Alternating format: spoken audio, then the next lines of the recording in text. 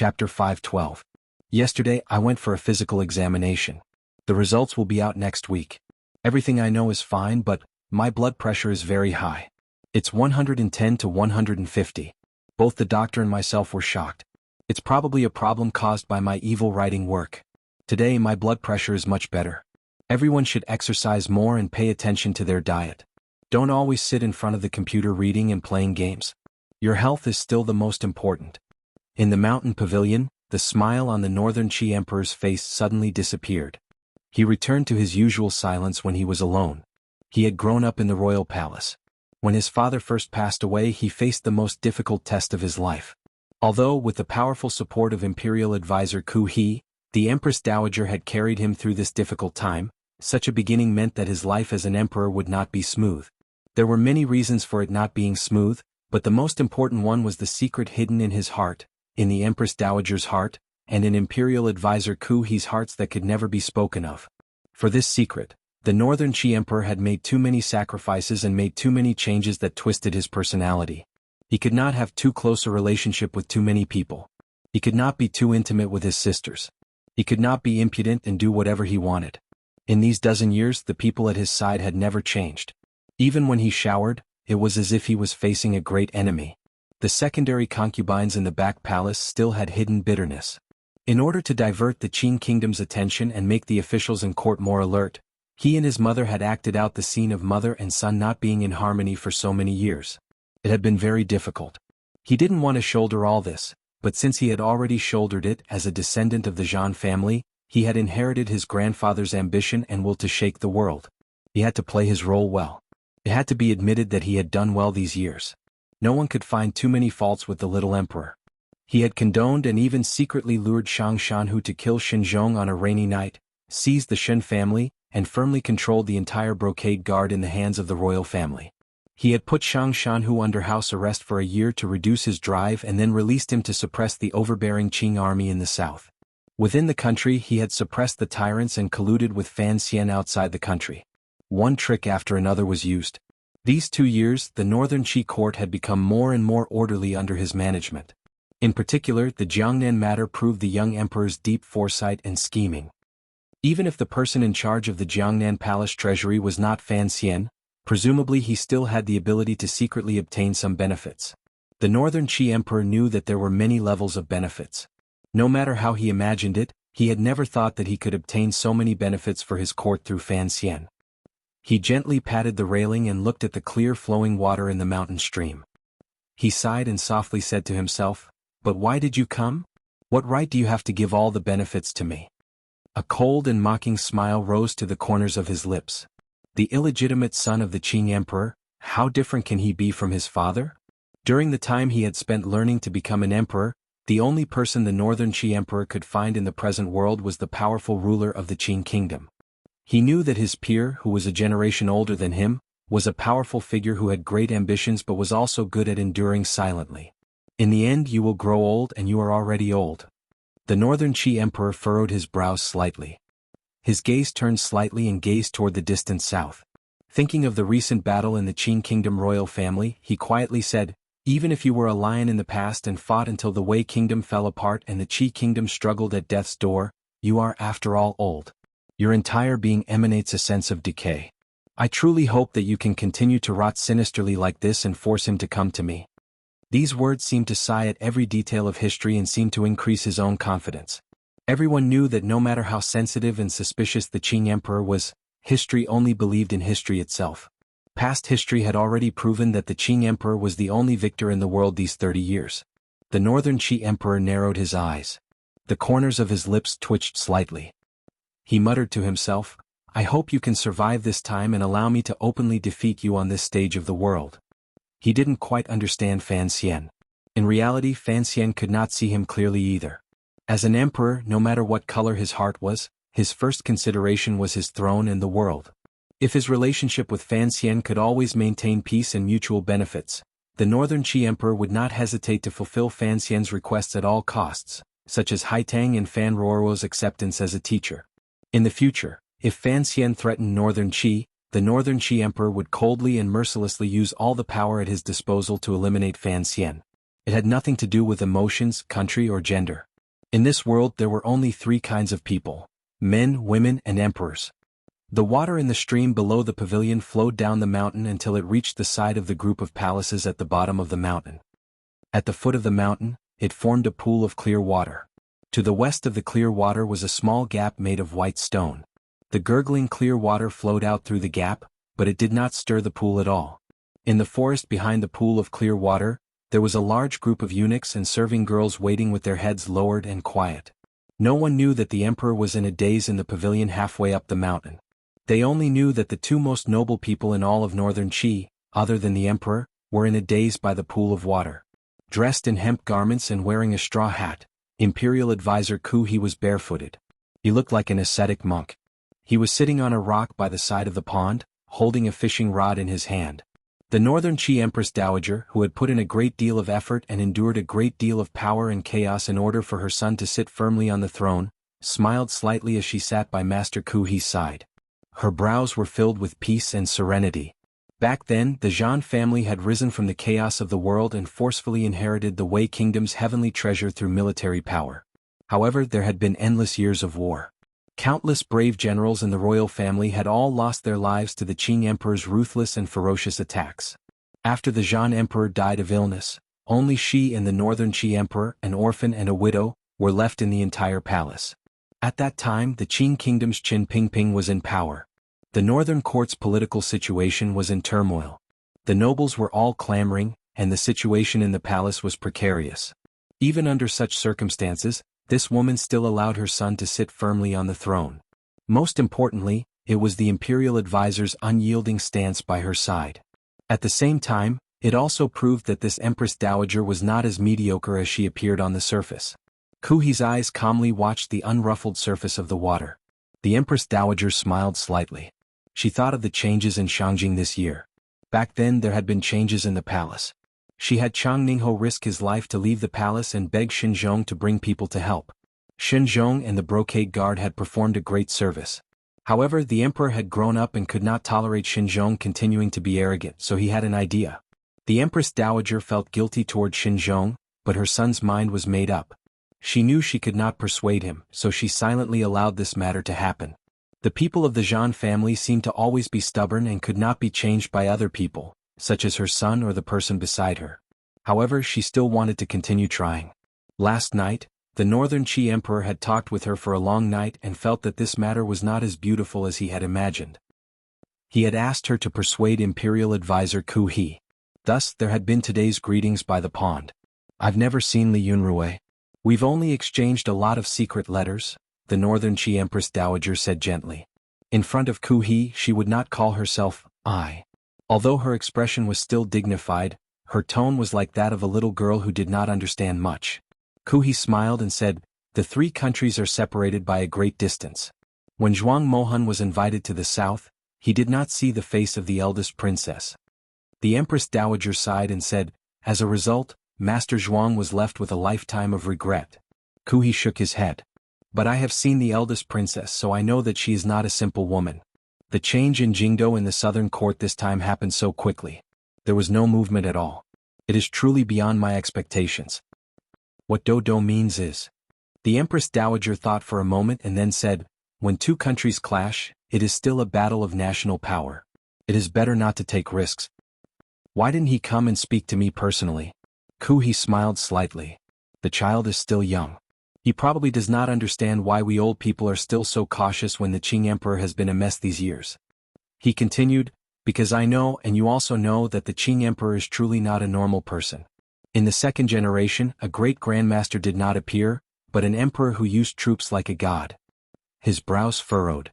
The longer he endured, the more uneasy I felt. The northern Qi Empress Dowager sighed and said, "Even so, there is no good way." The old man smiled and took off his straw hat, revealing his large bald head. Happily, he said, "I remember that Yi Luyun also likes to wear a hat and run all over the world. If even such a person can be used by Li Yunrui, I believe that the eldest princess will think of a way." Now that the topic had reached this point, the Empress Dowager knew that she could no longer persuade the imperial advisor to change his mind.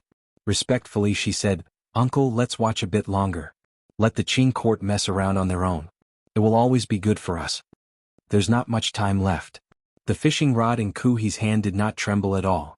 Slowly he said, "If we old people cannot solve this problem while we are alive, who will solve it in the future?" These words were exactly the same as what the great grandmaster in the grass hut had said. The Empress Dowager's hand trembled slightly. She smiled and said, "What about Haitang? Besides, there is still Fan Xian in the south." Kuhi smiled and said, "Fan Xian, this young man will have to depend on his luck.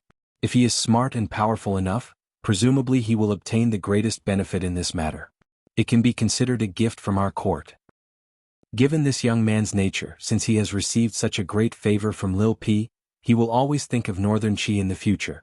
When all was said and done, these people in power in Northern Qi knew that in terms of national power, Northern Qi, which had been accumulating problems for a long time, could not catch up to or surpass the Qing kingdom in a short period of time. In the grand scheme of things, within a dozen years, the Qing kingdom would still be the main attacker and Northern Qi the main defender. "I had thought that the crown prince of the Qing court or the second prince had a better chance," the Empress Dowager said with a frown. Kuhi shook his head. "Fan Xian is such a murderous and fearful person. How could he give them a chance to ascend? If there really was such a possibility, do you think he would be unwilling to kill? In this entire world, there are not many people who can survive Fan Xian's murderous intent." The Empress Dowager was slightly surprised. She had not thought that the imperial advisor's evaluation of Fan Xian's strength would be so powerful. "Don't forget, there is still a blind man behind him. Yi Luyun cannot be the bodyguard of the Qing princes." Kuhi smiled and raised the fishing rod in his hand. A thin line was tied to the rod. He was not like some people who used a rope to fish senselessly in order to reach the realm of dog *T. The fishing hook came out of the water. A few drops of clear beads fell back into the water. This pool of clear water in the royal palace seemed to be excited by these drops of clear beads. With a splash, the water rippled, causing the green water plants at the bottom of the pool to sway helplessly.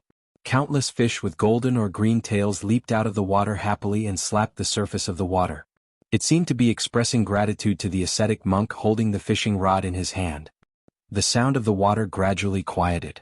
It flowed out of the gap in the clear pool, forming a white jade that moistened half the hill. It flowed out of the palace walls and merged into the Yuchuan River. The stream in the palace was only a tributary of the Yuchuan River. In reality, the Yuchuan River's name came from the stream on the Green Mountain in the royal palace. The Yuchuan. The Yuchuan River flowed into Shangjing. Not far from the palace walls, it passed a garden. This was Haitang's garden. To find peace and quiet in Shangjing's bustling area was a rare and good place. In the past, Fan Xian had mocked her for being obsessed with fame. He had not thought that this kind of garden was secretly full of nobility. There was not a hint of the countryside at all. At this moment, two girls walked out of the garden. They boarded the carriage outside the garden and headed into the city. It did not take long for the carriage to reach the busiest part of Shangjing. The speed of the carriage slowed. As it passed an antique shop, the driver seemed to hear the call of the girl in the carriage and stopped. Haitang put down her right hand that had pulled up the curtain and turned her head to Fan Ruorwo. "It's your brother. Do you want to go down and say hello?" Fan Ruorwo smiled and said, "Since he's treating today, let's not see him early. Let's walk around Shangjing first." Haitang nodded. The carriage began to move again without disturbing the people in the antique shop. Inside the antique shop, a slightly plump young man was looking at the goods inside with his head down. This person was none other than the second young master of the Fan family who had been kicked to Shangjing by Fan Xian. He had suffered countless hardships at Haitang's hands and finally made it out. He had taken over the Cui family's northern route, Fan Sidu. Perhaps it was because he had changed his appearance or because the life away from home had made this young man mature early. At this moment, his countenance was completely calm.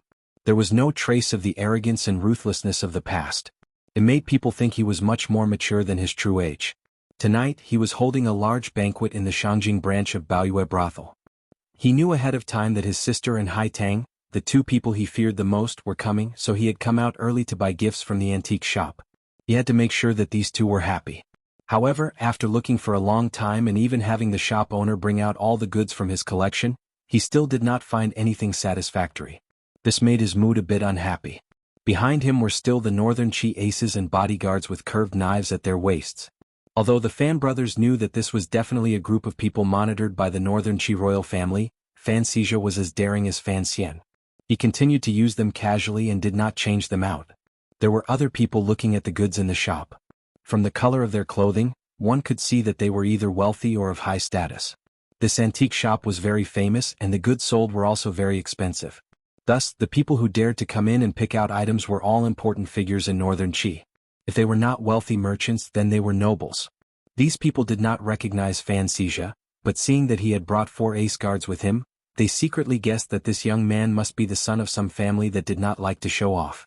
At this moment, the shop owner walked in with a very solemn expression, carrying a wooden tray covered by a red cloth. He moved closer to Fan Xizhe's side and said, "Young master, if you want a pair, then this is the only one." Fan Xizhe lifted a corner of the red cloth and saw that on the tray was a pair of jade lions. The carving was excellent. The lions had the heads of tigers and were exceptionally cute. He couldn't help but smile. He thought that giving this pair to his sister and Haitang was indeed appropriate. It also had the intention of helping him vent some anger. "This is it." He waved his hand. Unfortunately, the nobles looking at the goods to the side also had their eyes on this pair of jade lions. They begged Fan Xizhe to raise his hand and let them go.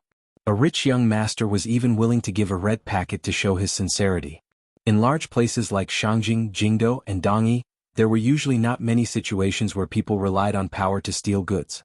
After all, everyone present was either wealthy or of high status. No one knew who they would offend. In Shangjing, Fan Xizhe had always kept a low profile. The Qing kingdom's wanted posters still had his name. Other than the brocade guards, the Qing royal family and related officials, not many people knew his true identity.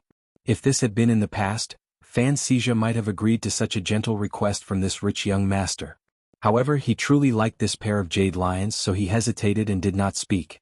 With this hesitation, the mood of the nobles became unhappy. They thought that they had already given him enough face. If the marquis had not been invited to an important gathering and given the matter of buying gifts to the young master, they would not have needed this pair of precious jade lions as gifts. Why would they have to speak to this stranger? The people parted. A 12 or 13-year-old nobleman walked out. Pointing at Fan Xizhe's nose, he cursed, "In Shangjing, no one dares to fight with me for things." Fan Xizhe furrowed his brows. If this had been in the past, he would probably have thrown out a punch long ago. As he grew older, his temperament was much more stable. He asked, "You are?" Someone kindly reminded him, "This is the young master of the Marquis of Chang'an's family." The Marquis of Chang'an and the Marquis of Changningho were the brothers of the Northern Qi Empress Dowager. This status was indeed sufficiently noble. After Fan Xizhe paused slightly, he laughed hatefully. "Your father wants to give a gift tonight, right?" No matter how much Fan Xizhe had improved, he was, after all, a lawless person in the past. Gritting his teeth, he stared fiercely into the child's eyes and said, "Little brat." After these words were said, the people in front of them all surrounded them. The crowd was ferocious and seemed ready to attack. Fan Xizhe laughed coldly and led the 4 scimitar guards out of the antique shop. In the carriage outside, a strange light flashed through the eyes of a scimitar guard. He asked Fan Xizhe, "Boss, do you know that young master?" Fan Xizhe spat and cursed, "That little brat. Back then Big Brother broke his arm, yet he hasn't improved at all.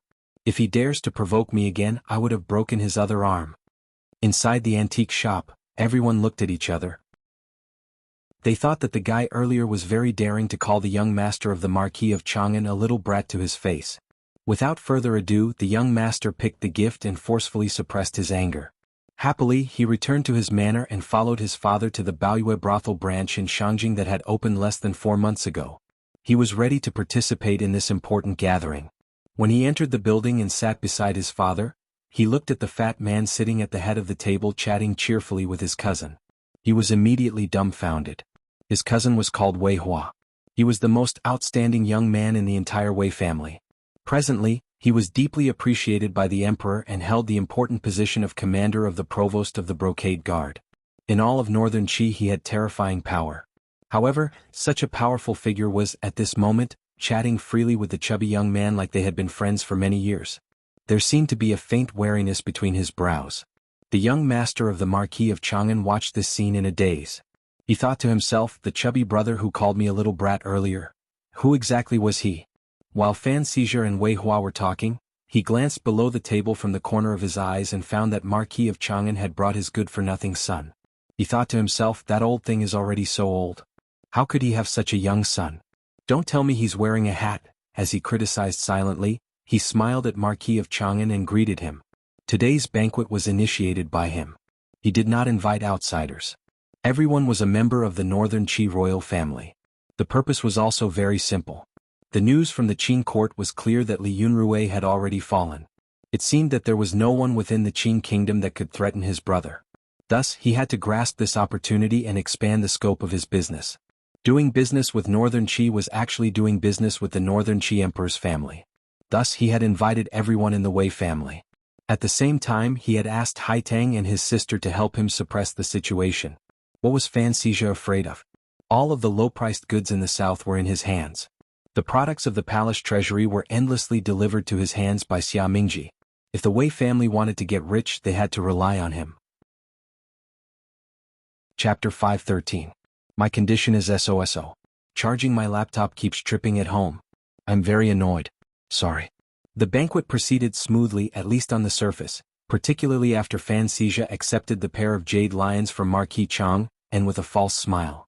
However, as the host, Fan Xizhi habitually glanced out of the hall of Baoyue brothel. He had reserved the entire Baoyue brothel, so there were no other guests. Sitting beside him, Wei Hua furrowed his brows slightly and wondered who else was coming. Why hadn't he received any news beforehand? Looking at Fan Xizhi's expression, one could imagine that the identity of the guests who were about to arrive was not low. Otherwise, he would not be unable to suppress his anticipation and nervousness. If the identity of the guests was not low, why had the banquet begun before the guests arrived? Wei Hua unconsciously shook his head. A self-mocking and bitter smile rose to the corners of his lips. He knew that he could not use common sense to judge these two brothers of the Fan family. He was now the commander of the provost of the Northern Qi Brocade Guard. He had taken over Xin Zhong's former position. Most of Northern Qi's special forces were under his control. The little Northern Qi emperor's trust in him could not be said to be weak. His power could not be said to be small. However, once he faced the Fan brothers from the south, Wei Hua still felt faintly nervous. Fan Xian was in charge of the Overwatch Council. He and Wei Hua were in the same line of business. However, Wei Hua knew that he had not delved into this line of work as long as Fan Xian had. The Northern Court's Brocade Guard also did not have as much power as the Southern Court's Overwatch Council. If the two of them actually fought across the border, he would not be a match for the other. As for Fan Xizhi, Wei Hua looked at the chubby young man beside him who was entertaining the guests and furrowed his brows slightly. He had to admit that he had indeed misjudged this person 2 years ago. He had thought that Fan Xian was just using the power in his hands to send his brother to Northern Qi to escape. He had not thought that after a year Fan Xizhi, hidden behind the scenes, had firmly controlled the old Shui family's routes. His secret business was also flourishing. This was completely not the business sensitivity and ability a young man should have. Wei Hua slapped his forehead. Smiling, he toasted Fan Xizhi and cracked a few jokes. The purpose of Fan Xizhi's invitation today was clear. The smuggled goods from the south had to be taken over by someone. They couldn't let a Qing man openly sell them in Northern Qi. In the past, it had always been the Wei clan, especially Chang Ningho, who had taken over. Now that Fan Xizhi was becoming more and more daring, he felt that Chang Ningho's family was moving too slowly. That was why he had dragged Chang Anho in as well. Wei Hua did not dislike this arrangement. It was not because the Marquis of Chang'an was his uncle. Rather, he knew that the Wei family was just a puppet the emperor had placed in front of the stage. The majority of the profits flowed endlessly into the emperor's internal treasury through this business. Furthermore, no matter how much trouble Fan Xizhi could cause, he was, after all, on Northern Qi territory. Wei Hua had enough power to keep an eye on him. Once things went wrong, the Brocade Guard could easily clean out all of Fan Xizhi's businesses. It was just that Wei Hua wouldn't dare to do such a thing until things had reached the final step. He didn't even dare to ask for an imperial edict. Northern Qi needed the goods Fan Xian had spat out from the Qing palace treasury. Wei Hua was afraid of Fan Xian's sinister methods and his unreasonableness. The curtain at Baoyue Brothel's door moved slightly. 2 girls entered together. Wei Hua's hand holding the wine cup shook and almost spilled it. He knew the 2 girls. This was also one of the reasons why Wei Hua had always been deeply afraid of Fan Xian. Haitang and Fan Ruoruo. Wei Hua stood to welcome them. He turned around and pretended to scold Fan Xizhi a few times before inviting the 2 noble disciples of Tianyi Dao to sit at the main table. For a moment the scene was awkward. Everyone in Northern Qi knew that the Empress Dowager's intention was for Haitang to marry Wei Hua. However, Haitang and Fan Xian had some unclear relationship. Wei Hua laughed bitterly and said to Haitang, "Second young Master Fan is inviting us. You really don't give me any face by coming like this." Haitang smiled and took the jade lion Fan Xixia handed to her. She fiddled with it and said, "You just like to talk." Wei Hua laughed and didn't say anything more. From a long time ago, he knew that this woman was not someone he could touch. When the Empress Dowager had first shown interest, the first thing he did was enter the palace to decline. However, it didn't have much effect. The Empress Dowager's love for her juniors was always unreasonable.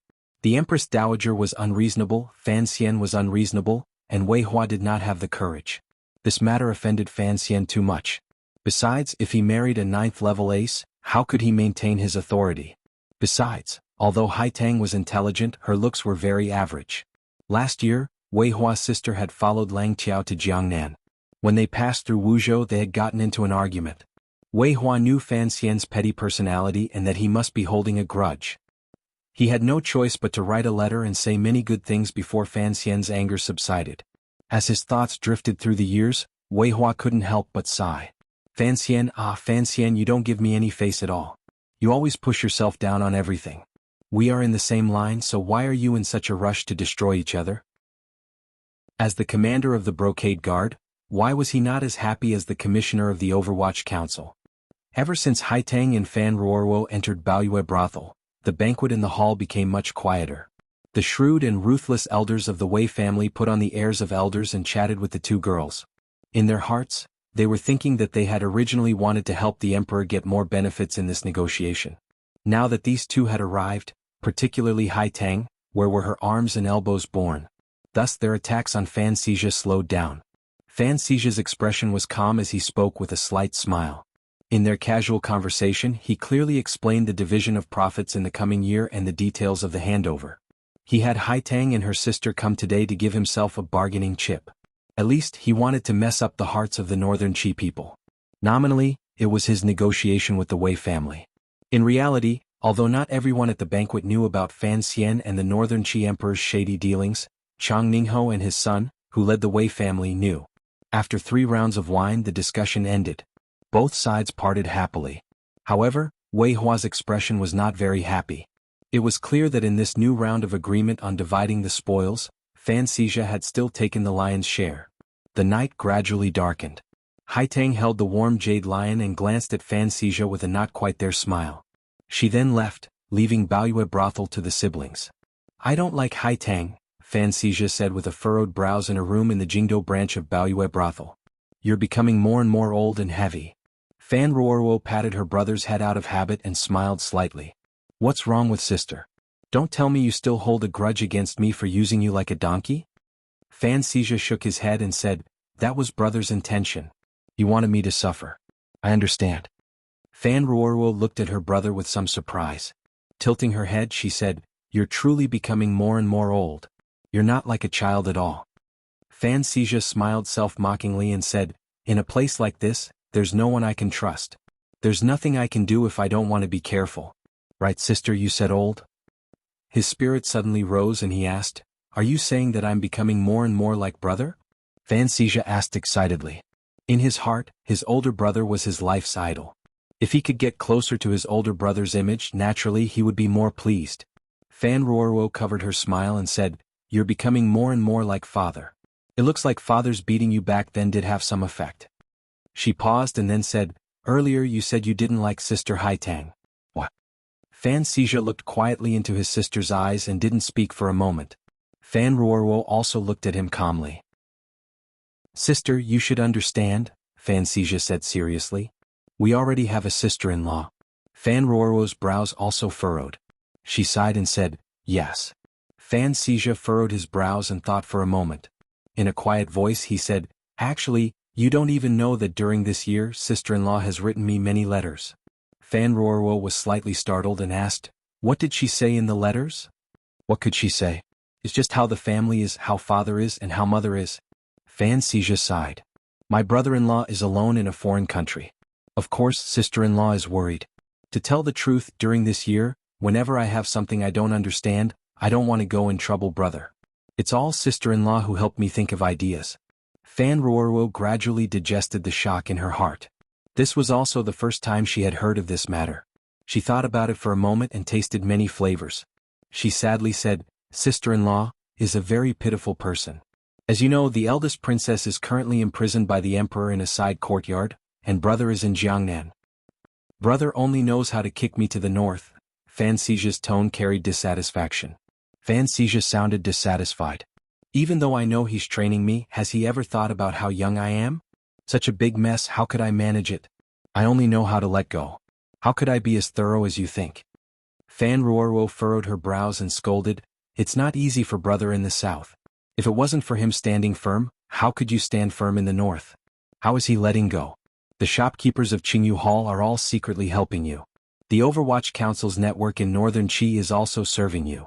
In order to raise you, he has put a lot of effort. As for training, it's not like you don't know what kind of person brother is. He grew up alone in Danzhou. I don't know what kind of person he has gone through to get to where he is today. This is what he believes in. This is how he treats himself. We are his brothers and sisters.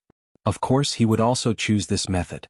After a string of scoldings, it was as if Fan Xijia had returned to Jingdou a few years ago. At that time, he who was not afraid of heaven or earth, was only afraid of the iron ruler in his sister's hand. In an instant he softened. A moment later he muttered, "In any case, I don't like Haitang." Fan Ruoruo sighed and said, "It's not like you don't know how much Haitang has helped brother in secret. It's just an exchange of benefits. Other than the dead Zhuang Mohan, how many people in northern Qi are truly saints who do not care about worldly matters?" Fan Xijia smiled coldly. "Don't look at how you've entered Kuhi's tutelage and how I'm the #1 boss. If brother is no longer useful to northern Qi, I'm afraid we will immediately be stepped on. At that time, I don't expect Haitang to stick up for us." Fan Ruoruo said seriously, "My view is the opposite of yours." Fan Xijia shook his head and faintly said a moment later, "No matter what, there has to be a first come, first served, right?" Fan Ruoruo thought deeply for a long time and slowly nodded. She also felt great pity for her respectable and amiable sister-in-law, who was used to being silent and hurt. She agreed with her brother's view. Suddenly, an absurd thought welled up in her heart. If it was said first come, first served, shouldn't she be the first to reach brother's side? It was just that fate played tricks on her. A trace of bitterness rose to the corner of her lips. Shortly after, she suppressed this undeserved emotion and worried with her brother about Lin Wanner's fate. Brother is definitely not someone who is fickle and indifferent. It's just that now, sister-in-law is stuck between the eldest princess and brother. She really doesn't know what to do. Don't think so much. Fan Xijia shrugged. Right now, the most important problem is brother's situation in the south. I saw that you had a large banquet tonight and thought you'd already forgotten yourself. The eldest princess has fallen. Naturally, I have to use this opportunity to earn more money, Fan Xijia said. But right now, only brother's faction is powerful in the court. I just feel that there will be some problems. Perhaps you're thinking too far ahead. It's not exactly powerful, but it's standing at the edge of the wind. Fan Ruoruo smiled slightly. Regardless of whether it's family affairs or national affairs, it doesn't seem to be something that people like us who are guests in a foreign land can worry about. Fan Xijia was startled. Given his sister's usual attitude, he thought she should be very worried about Fan Xian's safety. Why did she appear so indifferent? But he didn't dare to criticize his sister. He unconsciously asked, "Whose poem?" "Brother. Didn't he compose a poem?" "He doesn't do it in front of outsiders." We really don't care. What can we worry about?" Fan Ruoruo's calm expression carried a sense of confidence in her brother. He worked so hard to send us to Northern Qi because he doesn't want us to be involved in these matters. If we really want to do what's best for him, then we must live well here and not make him worry. How do you live well? Is it happy being a boss? It's okay, although sometimes it's a bit troublesome. I'm going to the medical shop tomorrow. I also feel that this kind of life is very happy. Brother said that people live in this world to find things they like to do. Chapter 5:14. June 1st, I wish everyone a happy holiday. A new month is a new beginning. Looking back at last month, it was truly a series of difficult things. This story is also very difficult. My condition has entered the worst period. I have held on, but there are still a few chapters that were poorly written, including yesterday's chapter. I am truly sorry. I am satisfied with the chapters before and after the thunderstorm, but I still have some regrets. In my original fantasies, I should have written better. I should have been able to do better, so I continue to apologize. I don't know how much I can write this month because it really is something. I will do my best to ensure that it is at least 130,000 words. Last month I took third place in the monthly votes. This is my best ranking since I posted my book online. I received a total of 6,000 yuan in prize money. I sincerely thank everyone for your support. Please continue to support the lazy but serious me. Thank you. From Jiangnan Road to Jiangbei Road, there were 3 convenient routes. No matter which one they took, they would always have to cross the mighty river. In the present world, there were no concrete bridges that Fan Xian was familiar with. There was only the endless stream of ferries between the 2 sides to support the busy waterside traffic. The 3 large workshops of the palace treasury were in North Min, the transport company Yamen was in Suzhou, and Sir Fan Jr. was in Hangzhou. It appeared that the palace treasury's control was loose. Only the officials and merchants who had the opportunity to come into contact with this portion of the palace treasury knew how strict the control over the warehouses and special routes throughout Jiangnan was after the Overwatch Council and the palace treasury Yamen worked together. In particular, the route to the north purposely took a turn to the west. From Shazhou, it crossed the river to the north, then crossed the barren mountains of Jiangbei Road, the meadows of Cangzhou Road, and then circled around the North Sea. It endlessly sent into northern Qi territory and brought back rich silver for the Qing kingdom to purchase other needs. Most of the goods heading north were under Xia Mingji's control. With Fan Xian's help, Xia Qifei placed a few large bids and secretly consolidated the small businesses and gangs in the Jiangnan area. He had gradually become powerful. In the eyes of the officials, the reason he chose to cross the river in Shazhou was because the Jiangnan Navy was stationed there. Only Fan Xian and he knew that Shazhou was chosen because the Jiangnan water bandits had the strongest power there. Although the palace treasury goods could be sent by the court to supervise the delivery, the things inside could not be trusted to let the court watch them all. Xia Qifei sat in a tea shop outside the city gate of Shazhou. While drinking tea, he looked at the ships transporting goods on the smooth river and narrowed his eyes slightly. The second young master in the north suddenly increased his appetite for goods, but it was not to the extent that he could not accept them. After all, the doors of the palace treasury were completely open to Fan Xian's trusted aides. However, to send all the goods there in such a short amount of time, and at the same time not raise the court's suspicions, required careful planning. Fortunately, according to court practice, the Overwatch Council was responsible for supervising the operation of the palace treasury. Now, the worries of the officials in the court had finally become reality. Fan Xian monitored himself. How could there not be a problem? Xia Qifei put down the teacup and slowly savored the bitter taste in his mouth. However, there was not a trace of bitterness in his heart. Looking back on this year and a half, he sometimes felt like he was dreaming. Ever since he climbed onto the imperial envoy's thigh, the family grudge that had bitten his heart for over a decade like a poisonous snake had been resolved in one day. The Ming family had once again returned to his hands. His identity had also changed from the shady head of the Jiangnan water bandits to an official of the Overwatch Council and a wealthy merchant whose name shook Jiangnan. The matters of this world were indeed somewhat wondrous. However, he also knew that the present Ming family was no longer the Ming family of the past. Although the court had not directly interfered, if Sir Fan Jr. truly gave the order, he could only follow it completely. Thinking of this, he pulled back his satisfied gaze from the boxes of goods in the boats on the river and furrowed his brows slightly. There were some things he did not understand. Smuggling palace treasury goods to northern Qi and Dongyi was, without question, the most profitable business in the world. Given Sir Fan Jr.'s identity, why was he so greedy? Sir Fan Jr. had once explained that the reason the eldest princess was greedy for silver was because she wanted to seek power in court, pave the foundations for the princes, and buy people's hearts in the military. However, Sir Fan Jr. was a prince. After he returned to the Fan family, it was impossible for him to take over the throne. What did he need so much silver for? Furthermore, the emperor had not liked the eldest princess secretly emptying out his palace treasury. Would the emperor allow Sir Fan Jr. to do this now? Ever since the eldest princess, Li Yunrui, lost power, this not too big or too small shock wave lightly swept through the hearts of the nobles under heaven and did not stir up any more waves. Of course, this was only the calm on the surface. No one knew exactly what the people were thinking in secret. However, everyone now knew how deeply the powerful official in the Qing court, Fan Xian, was favored and trusted by the Qing emperor and how much power he held in his hands. Inevitably, the crowd grew wary and hopeful. No matter what was said, in the hearts of the people under heaven, Fan Xian was still a scholar. His performance on the stage these few years made it clear to everyone that he was different from the other noble sons of the Qing kingdom. He was not as hot-blooded and belligerent. Naturally, northern Qi and Dongyi hoped that Fan Xian would last a long time.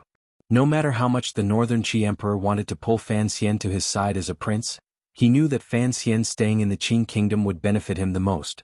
He hoped that Fan Xian would have as much power as possible and as much favor as possible. It would be best if he was powerful enough to influence the Qing emperor's decisions.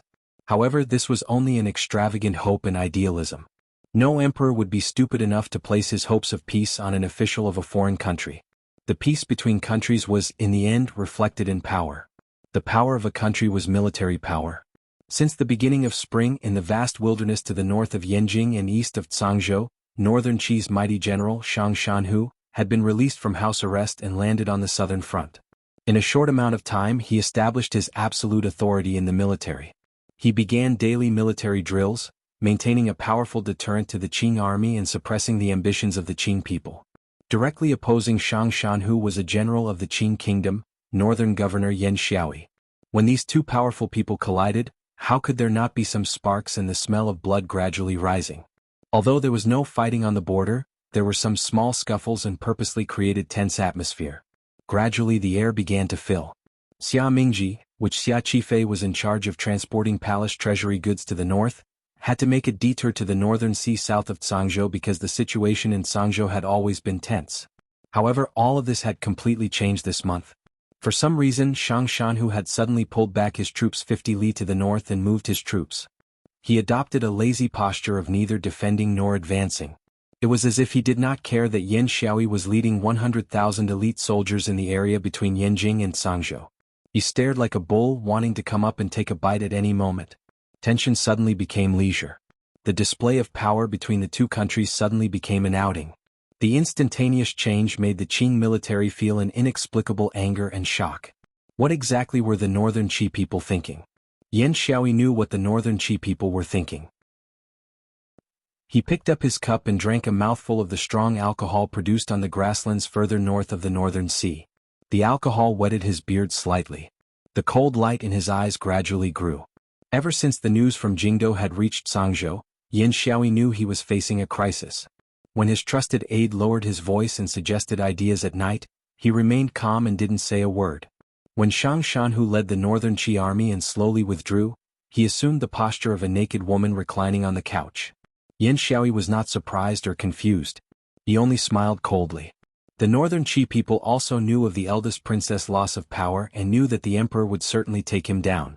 Thus, Shang Shanhu purposely showed weakness and removed all the pressure he had placed on Yan Xiaoyi so that he could preserve all of his strength and spirit. What was the point of preserving this? Naturally, it was to deal with their own emperor. Yan Xiaoyi slowly put down his wine cup. A cold smile rose to the corners of his lips. If the Northern Qi emperor suddenly wanted to act against Shang Shanhu, he would also do the same. There were internal problems in the enemy country.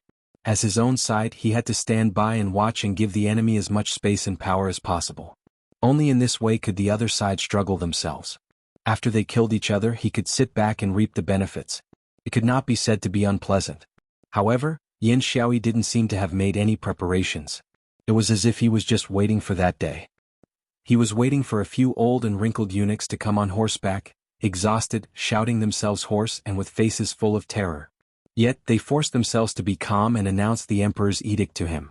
Yan Xiaoyi, wait, the eldest princess had fallen.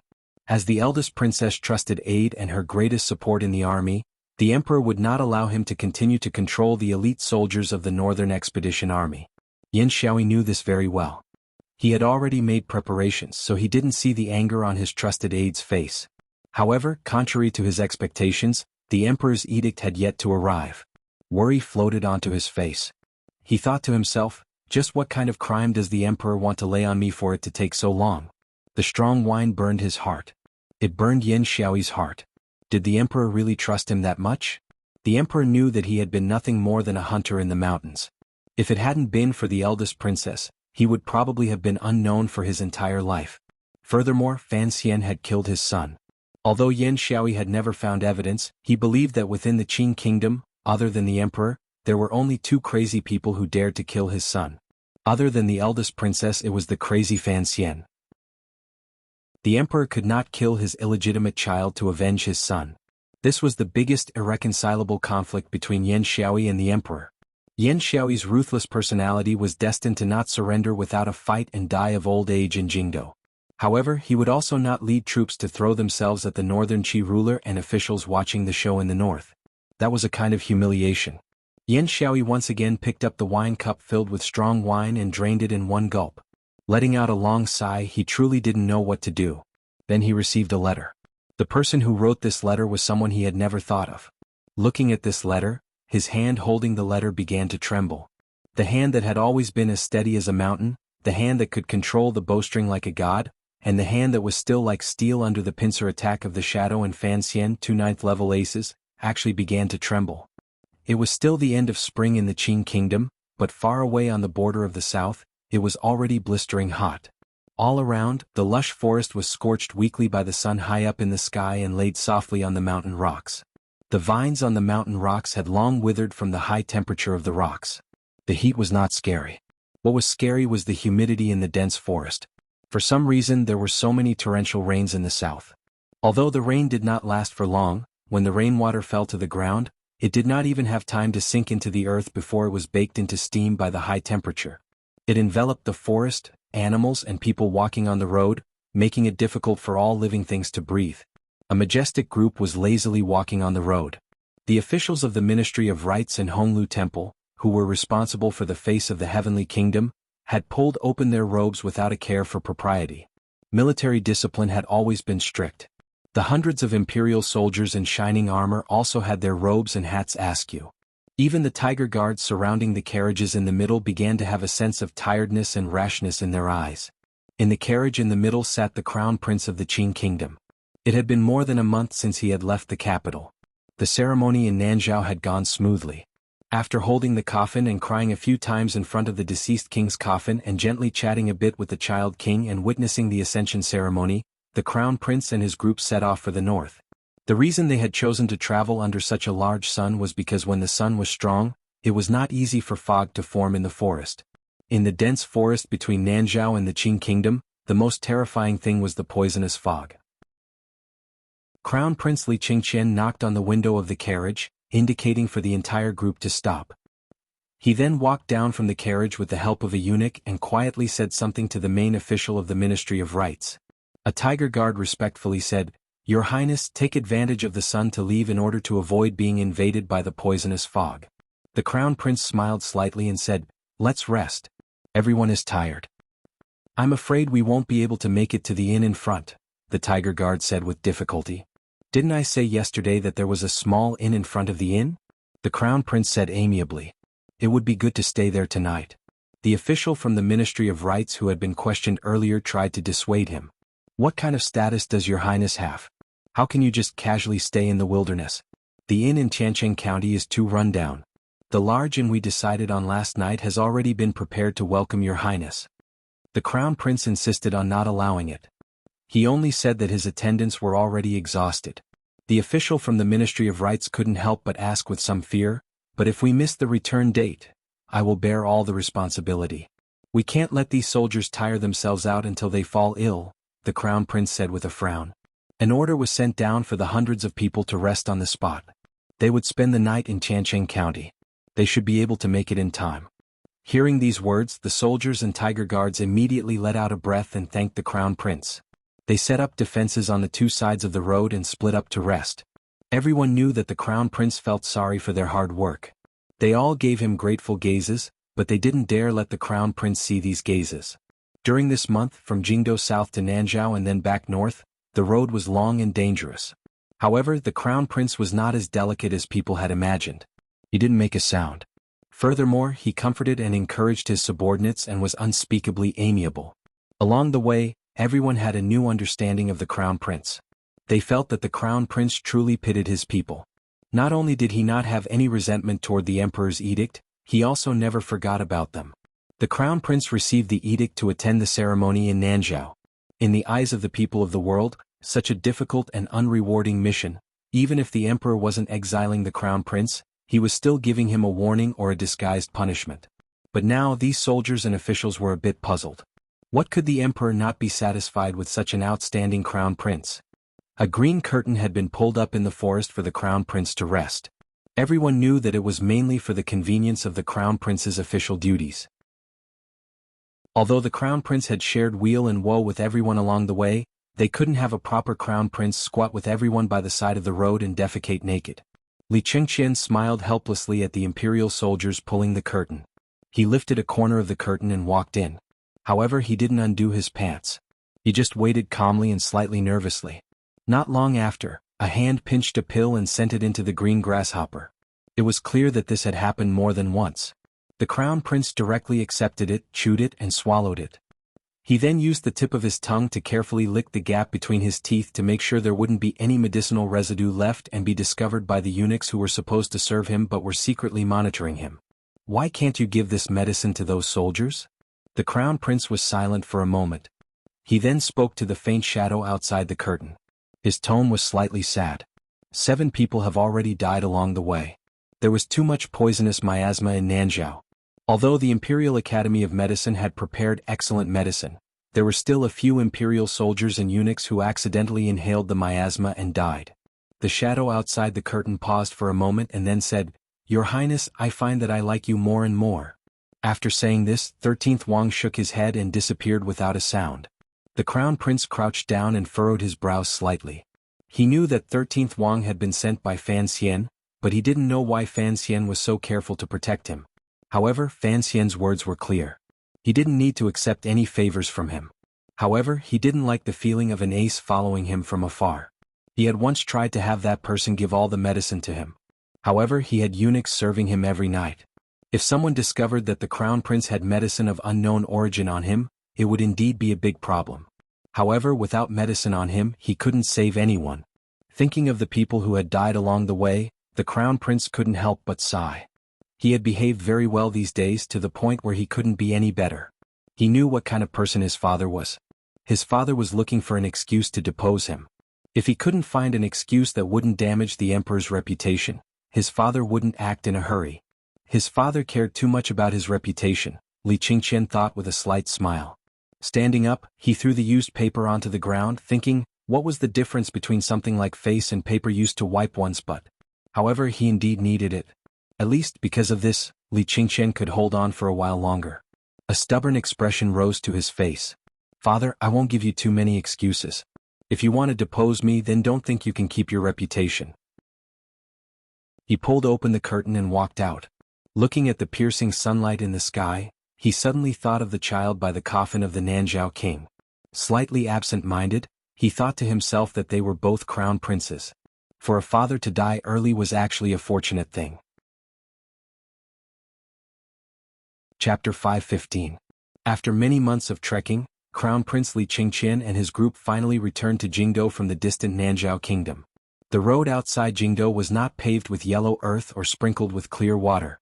The green-black stone road smoothly stuck to the ground, welcoming the return of the heir apparent. The lush willows on either side of the road nodded slightly with the hot wind, indicating to the Crown Prince. Outside the city gates, welcoming the Crown Prince's return were the civil and military officials of the court, as well as the 3 princes who had stayed in the capital. After the greetings, the Crown Prince gently helped his 2 elder brothers and younger brother up. Holding hands and looking at each other, he gently spoke of the situation after they parted.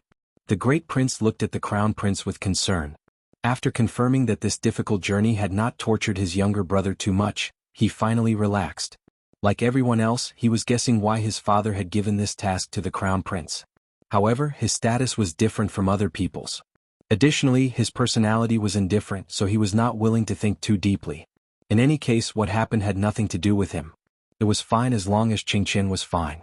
The second prince, who had been silent in the manor for almost half a year, welcomed the Crown Prince's return with his trademark smile. However, there was something else in his smile that seeped into the Crown Prince's heart bit by bit. The Crown Prince smiled slightly at him and nodded his head. He didn't say anything. Li Chengqian held the 3rd prince's hand and looked at the quiet and obedient face of the little boy beside him. He couldn't help but sigh in his heart. The situation had developed to this day, but his youngest brother had already faintly become his greatest opponent. It was truly difficult to understand. He suddenly thought of the new king of Nanzhao. He seemed to be about the same age as the 3rd prince. His heart suddenly trembled. His hand holding the 3rd prince's hand unconsciously loosened. However, before his index finger had completely curled up, he reacted and gently and seriously held the little hand again. The crown prince knew that his third brother was much smarter than the snot-nosed king of Nanzhao. Furthermore, his teacher was Fan Xian. However, the third prince's gaze as he looked at the crown prince appeared very calm. It far exceeded the calmness a child should have. Furthermore, there was not a trace of other emotions. A few of the dragon's sons stood outside the city gates, each with their own thoughts. The crown prince lowered his head slightly and looked at the lonely shadows in the sunlight. He thought with some sadness that it seemed that father and son killing each other was unavoidable. Did brothers also have to hack at each other? The crown prince entered the palace, bowed, replied to the letter, kowtowed to the emperor, and returned to the palace. All of the procedures were as normal and smooth as the Ministry of Rites and the two temples had stipulated. There was not a single problem. At least, no one noticed that the emperor and the crown prince's expressions were the slightest bit abnormal. However, people noticed that the emperor seemed to be a bit tired and did not keep the crown prince in Taiji Palace to talk. It was completely unlike the expression a son who had not seen for nearly half a year should have when he returned home. He allowed the crown prince to return to the Eastern Palace. Led by eunuch Yao, the crown prince arrived outside the Eastern Palace. He raised his head to look at the Eastern Palace that had been repaired and couldn't help but sigh in shock. That day he had burned down this beautiful and magnificent palace. It had only been a few months, but it had been repaired to its original state. It looked like his father really didn't want to make the matter too sensational. He suddenly stilled and turned his head to ask eunuch Yao, I want to go pay my respects to the Empress Dowager later. Is that possible? Eunuch Yao paused. He was responsible for escorting the crown prince back to the Eastern Palace. Naturally, he reported to the emperor to secretly monitor him.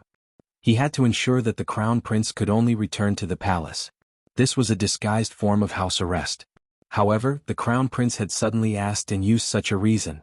Eunuch Yao could not say anything. He laughed bitterly and slowly lowered his body. In a slightly sharp voice he said, Your Highness has scared me. You are the master. You want to go see the Empress Dowager. Why are you asking me? The crown prince smiled bitterly and didn't say anything. He pushed open the main doors of the Eastern Palace. As he entered, he unconsciously glanced in the direction of Guangxin Palace. He knew that his aunt had already been imprisoned in a side courtyard of the royal palace and was being guarded by the people of the Overwatch Council. The Guangxin Palace that he was familiar with and yearned for was already empty, but he still couldn't resist greedily glancing in that direction. To the side, eunuch Yao carefully and inconspicuously watched the crown prince's expression.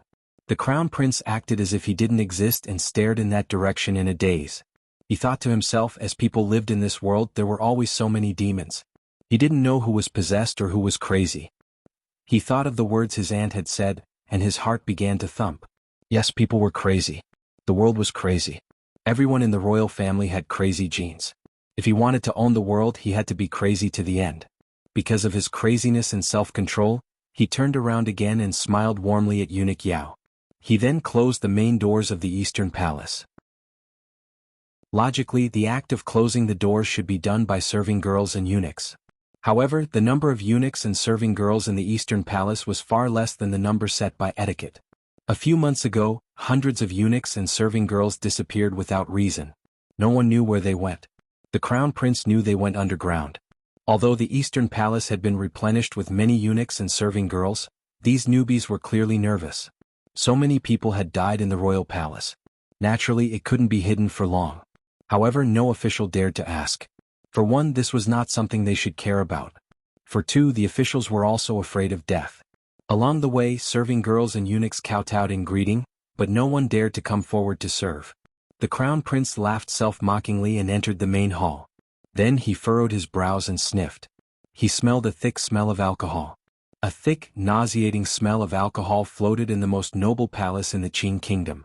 The light in the hall was dim. There were only a few tall lamps lit. Li Qingqian was startled and regained his sight.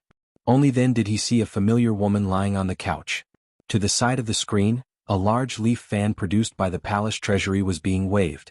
It fanned a light breeze and dispersed the suffocating smell in the hall. The woman wore a luxurious palace dress, but the decorations were terrible. Her hair was a bit unkempt. She held a wine jug in her hand and was currently pouring wine into her mouth. Between her brows was a haggard and hopeless expression. The person holding the large leaf fan was a young eunuch whose appearance could not be seen clearly. Li Qingqian furrowed his brows in disgust. Shortly after he sighed. A glimmer of gentleness and pity rose in his eyes as he walked forward.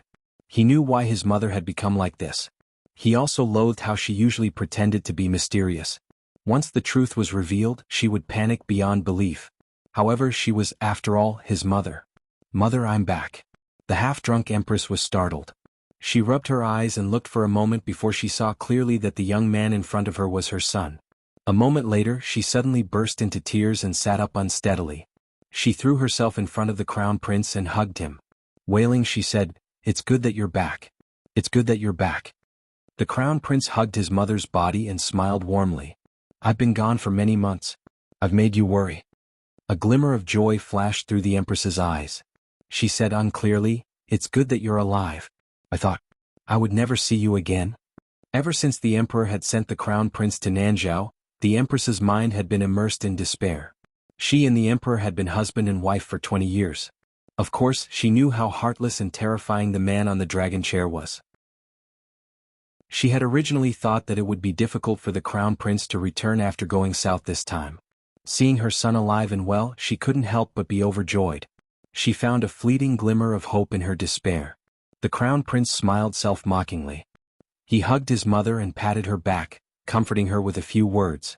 Up until now, the empress still did not know why the emperor had suddenly given up on the crown prince. The crown prince also did not tell her the truth.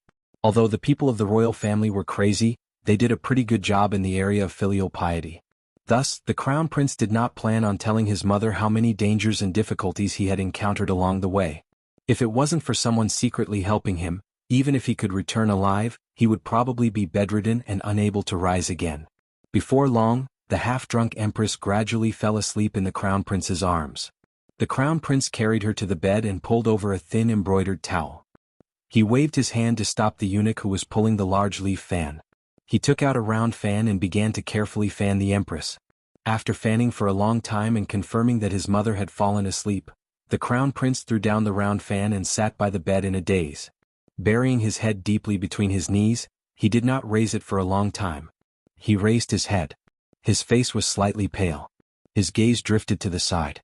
Looking at the only eunuch in this empty and lonely palace, he asked, "Has the empress often drunk these days?" "Yes." The young eunuch walked out of the shadows and knelt down respectfully. Looking at the eunuch's raised face, the crown prince was shocked. He immediately furrowed his brows and said with slight mockery, "There are over 100 people in the Eastern Palace. Now only you are still alive." The eunuch was none other than the original head eunuch of the Eastern Palace, Hongzhu. A glimmer of guilt rose to Hongzhu's face. He lowered his head and didn't say anything. Up to this point, all of the servants in the Eastern Palace had been silenced by the emperor's edict. Only he was alive. This already explained all of the truth. Although Hongzhu had never told the emperor, he had told Fan Xian. All of this seemed to have started because of this, so the guilt on Hongzhu's face was not fake. During his days in the Eastern Palace, the empress and the crown prince had both treated him well, particularly the empress who had been especially warm to him. These days, he had been following the emperor's strict orders to secretly serve and monitor the empress.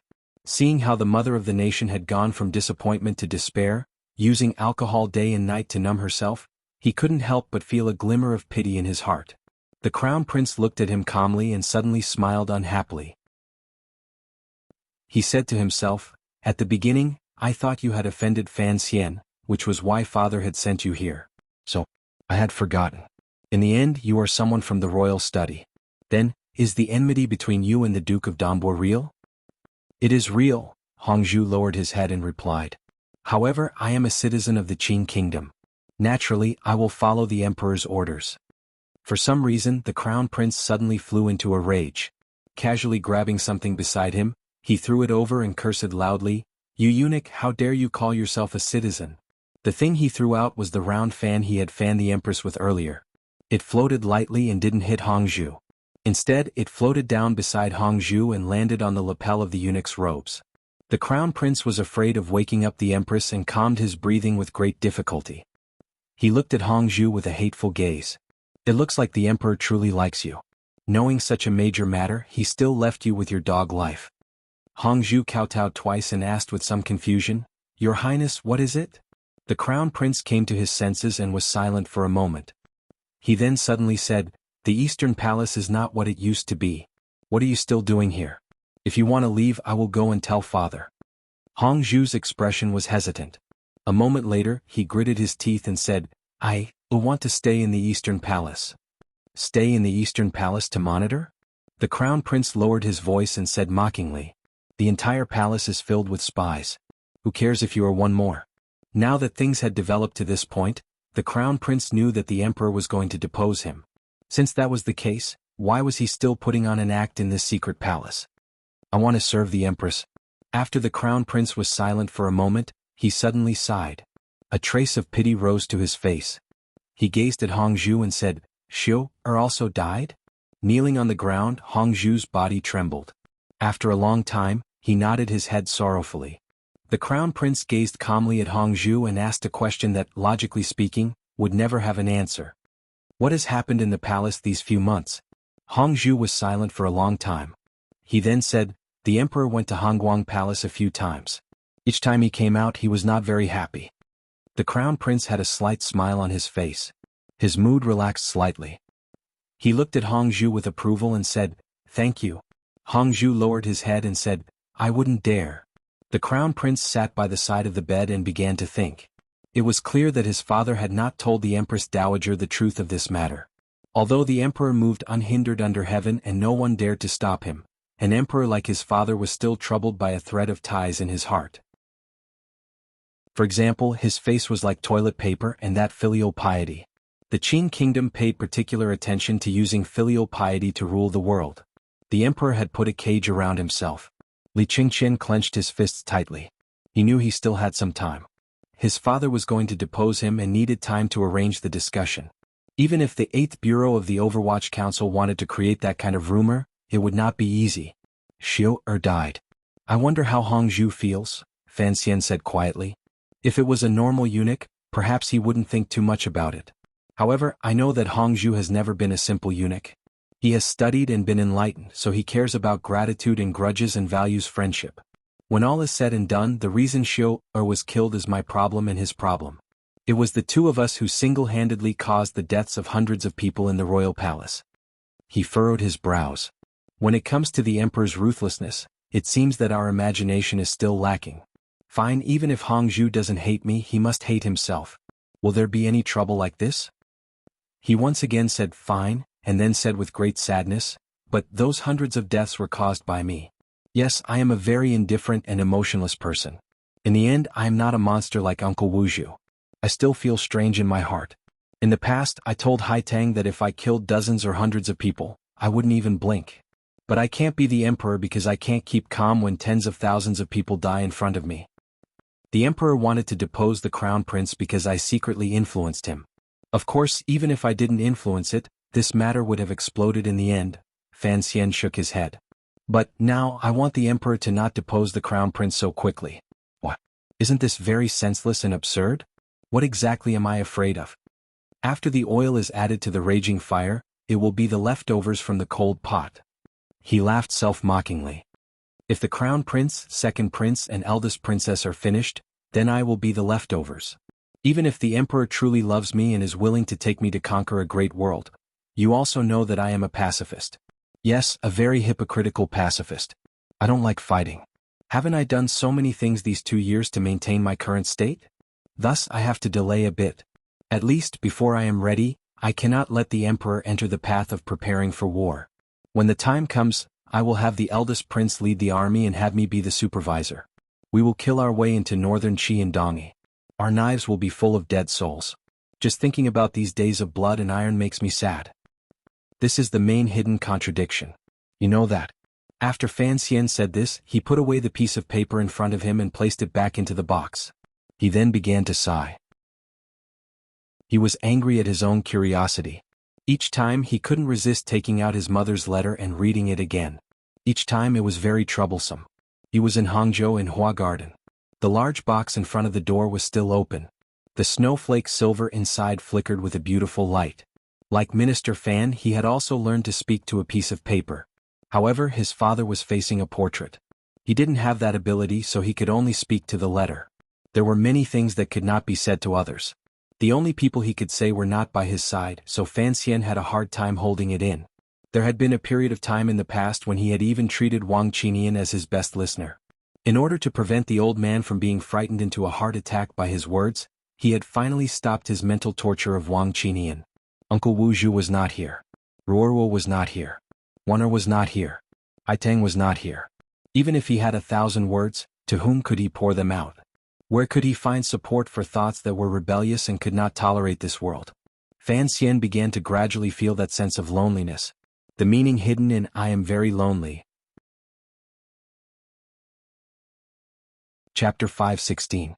In reality, every person at certain times would look back at their life, trace back the past, and look forward to the future. This was the so-called yesterday, today, and tomorrow. However, under normal circumstances, this kind of work was often only begun after people had grown tired of life or after they had reached a certain goal.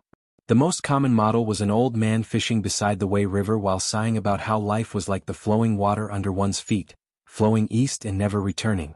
Fan Xian was not Kuhi. He did not have the hobby of fishing and he was still young. However, his life had one more repetition than anyone else in this world. Calculating carefully, he should be a middle-aged man in his 30s, about to know his destiny. However, he was forced to stay in a beautiful, fragrant bag. The word "forced" was a bit pretentious, so let's not talk about it for now. However, he would still carry out some reflection. It was not holding a beautiful woman and lamenting that he did not work hard for the good and just cause of humanity. Rather, he was searching for clarity in a kind of chaos, trying to find his determination and clear goal again. The present him was a bit muddled. After being reborn, he had always been a person with a firm goal. On the cliff, he had once made 3 great wishes to Uncle Wu Zhu with the 3 representatives as the foundation. Up to now, the 3 great wishes had basically been fulfilled. However, there were few people who were as lustful as Fan Xian. The number of women by his side had never increased. The foundation of the 3 great wishes was to continue living. For the sake of this goal, he had always worked hard, tough, and cold-blooded. Furthermore, the hidden skill or additional attribute of the 3 great wishes was the life ideal he had spoken of to Minister Fan, a powerful official. Presently, in the Qin Kingdom and under heaven, Fan Xian could truly be called a powerful official. Wherever he went, no one disrespected him and no one did not fear him. However, it was truly like this. In the end, the young man who knew his destiny still became muddled. Was this really the life he wanted? He was walking alone on the road from Hua Garden to the Jiangnan governor's mansion. "I seem to have written a wrong place yesterday, sorry." He lowered his head like a philosopher, but a few tiger guards followed behind him. There were also many Overwatch Council secret agents protecting him from the shadows on both sides of the street. Sir Fan Jr. Imperial Envoy. Commissioner. A string of names full of passion, flattery, and slight fear rang out from beside him. Fan Xian was startled and raised his head in astonishment. He found that he had already walked into the Jiangnan governor's manor. The officials of Jiangnan were standing on either side of him, looking at him with gazes full of affection and unspeakable passion and gentleness. It was as if the entire yamen, with his arrival, had suddenly been filled with countless fine horses that had eaten bad fodder, farting thunderously. Fan Xian unconsciously scratched his head, not minding that this action had lost some of his official prestige. He laughed self-mockingly, driving away all the metaphysical things that had surrounded his mind earlier. Yes, life did indeed need a goal, but perhaps it was too early for him to start doubting life. Newton didn't become a real swindler until he was old, while Xiao Ai spent the latter half of her life gnashing her teeth at the Unification Army. However, these 2 people were, after all, back to the basics. Who was she? In the end, he was still a commoner. He had to admit that he still enjoyed the benefits of vanity, power, money, and fame. As Fan Xian greeted the officials amiably, he walked toward the study of the governor's manor. He thought to himself that he was different from Yi Qingmei. It was best not to sprinkle the glory of idealism on himself. In this world, no, in all worlds, idealists were lonely and easy to die a violent death. Fan Xian could not accept either of these. It's better to be an honest official, he thought to himself. However, when he walked into Xueqing's study and chatted with Xueqing for a long time with his head lowered, he began to laugh at himself inside. Was being a powerful official something that could be done just because one wanted to? That would depend on whether or not the emperor allowed it. A muddle-headed and incompetent emperor could be controlled by a powerful official, but how could someone like the emperor give him such an opportunity? He had lived for over 30 years, How could he still be so naive and adorable? He stretched lazily and narrowed his eyes at Xueqing, who was resting with his eyes closed. He cursed silently in his heart and opened his mouth to say, "Things like checking accounts can be left to the Ministry of Revenue. The palace treasury has always been managed by the Overwatch Council. Why did the Imperial Censorate suddenly get involved? Didn't the Imperial Censors all go to prison a few months ago? Where did the Imperial Censorate find so many people to check accounts? Even if there were enough people, those people who only know how to stick to their books would probably faint when they saw the numbers on the accounts. Sir Shui, you have to submit a memorial on this matter. Jiangnan is fine, yet some people have come. It is truly unbearable." Xueqing smiled and cursed silently in his heart. The Ministry of Revenue was opened by your old man, the Overwatch Council was managed by you, and the palace treasury was sat on by you. What was there to check? Jingdo had long had objections to this matter. Now the Hall of Governmental Affairs had come up with a new idea. They were afraid that you would steal everything from the palace treasury and sell it. However, Fan Xian had been in Jiangnan for a year and a half and worked well with Xueqing. The two of them had a tacit understanding. Who knew how much Xueqing had profited from him? These words could not be said clearly. After thinking for a bit, he said, "It's not impossible to have someone come to check, but you have a long-standing grudge with the Imperial Censorate. If you have them investigate, who knows if they will use their power to avenge a personal grudge." These words could only ever be said in private by these high-ranking officials. Can they not be stopped? Do that old man Xu Wu and who the scholar have nothing better to do? In any case, there were no outsiders in the study, so Fan Xian spoke angrily. However, he knew that although it was the Hall of Governmental Affairs who had sent the letter, it was actually the Emperor's intention. Having him hold the Palace Treasury and Overwatch Council in one hand was, in the end, not a suitable method. He had mixed a handful of Hizongwei sand into the Overwatch Council in Jingdo and had been suppressed to the point of not daring to breathe by Ping Ping.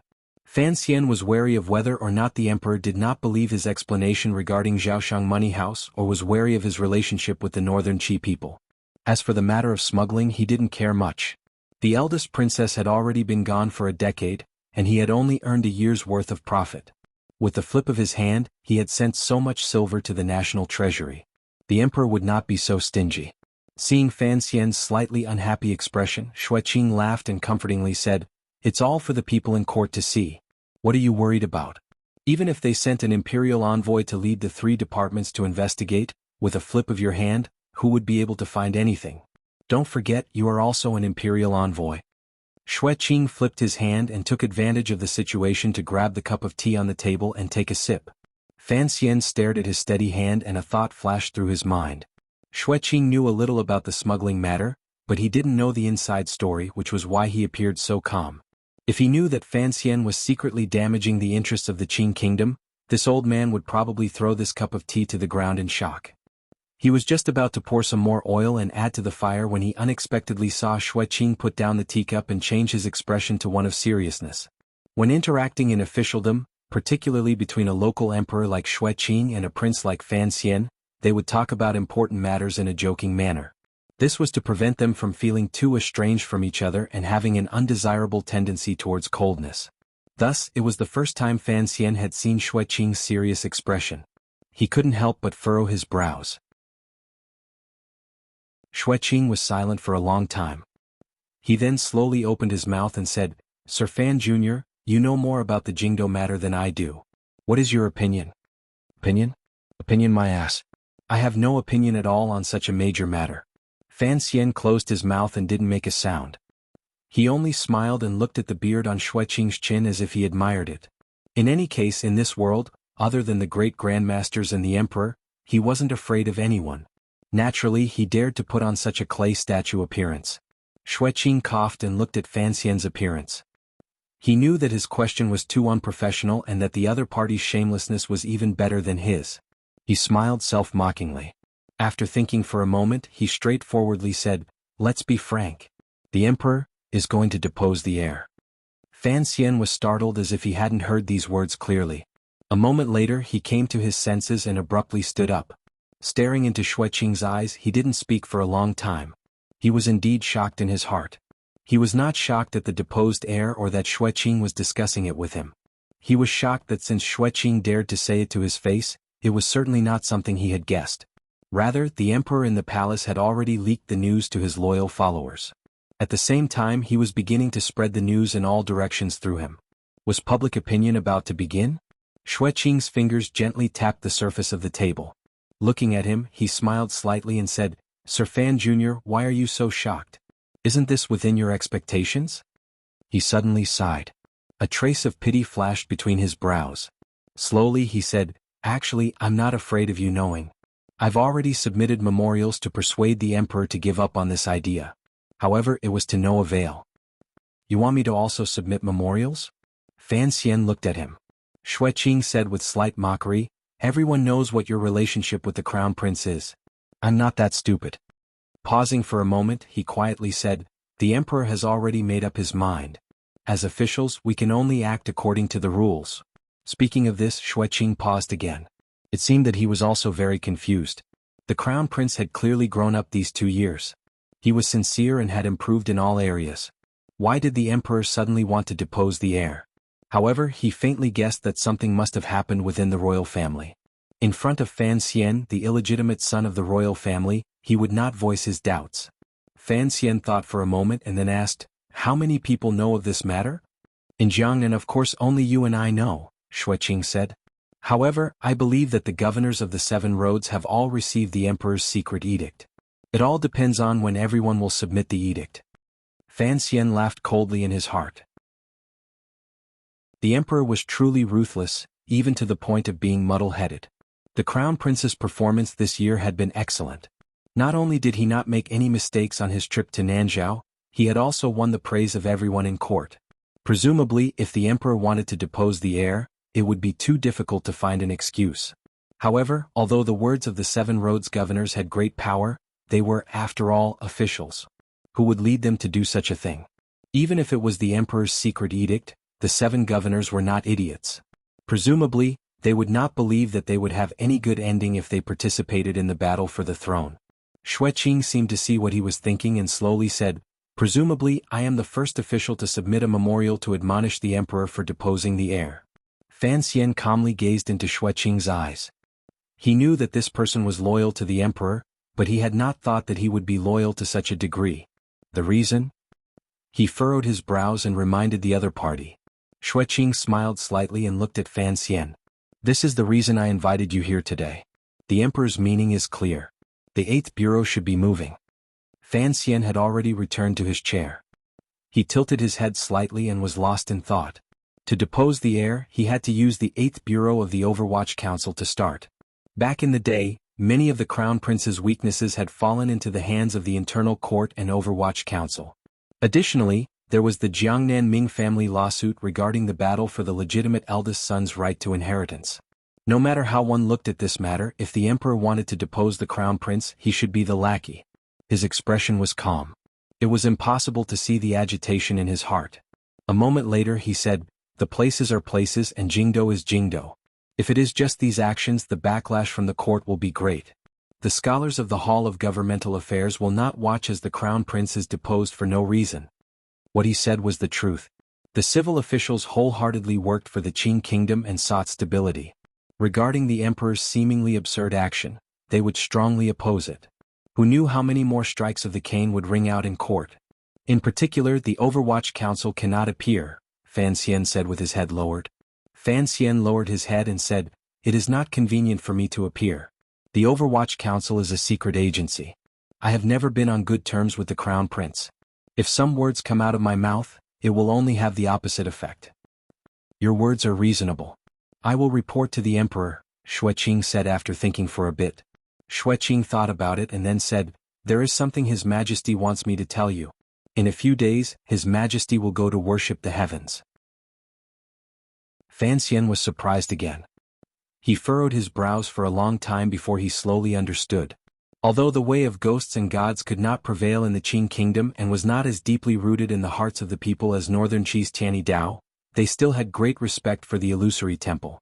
If the emperor could actually create some heavenly revelation, with public opinion attacking the crown prince first, the governors of the 7 roads sending in memorials, and then finding some officials to accuse the crown prince of being immoral and unfit to inherit the country, in the end, the emperor was put in a difficult position. He personally went to worship heaven in the temple and accepted heaven's order to depose the heir. What an absurd play, what a senseless trick. Fan Xian shook his head and asked, when? Chapter 517.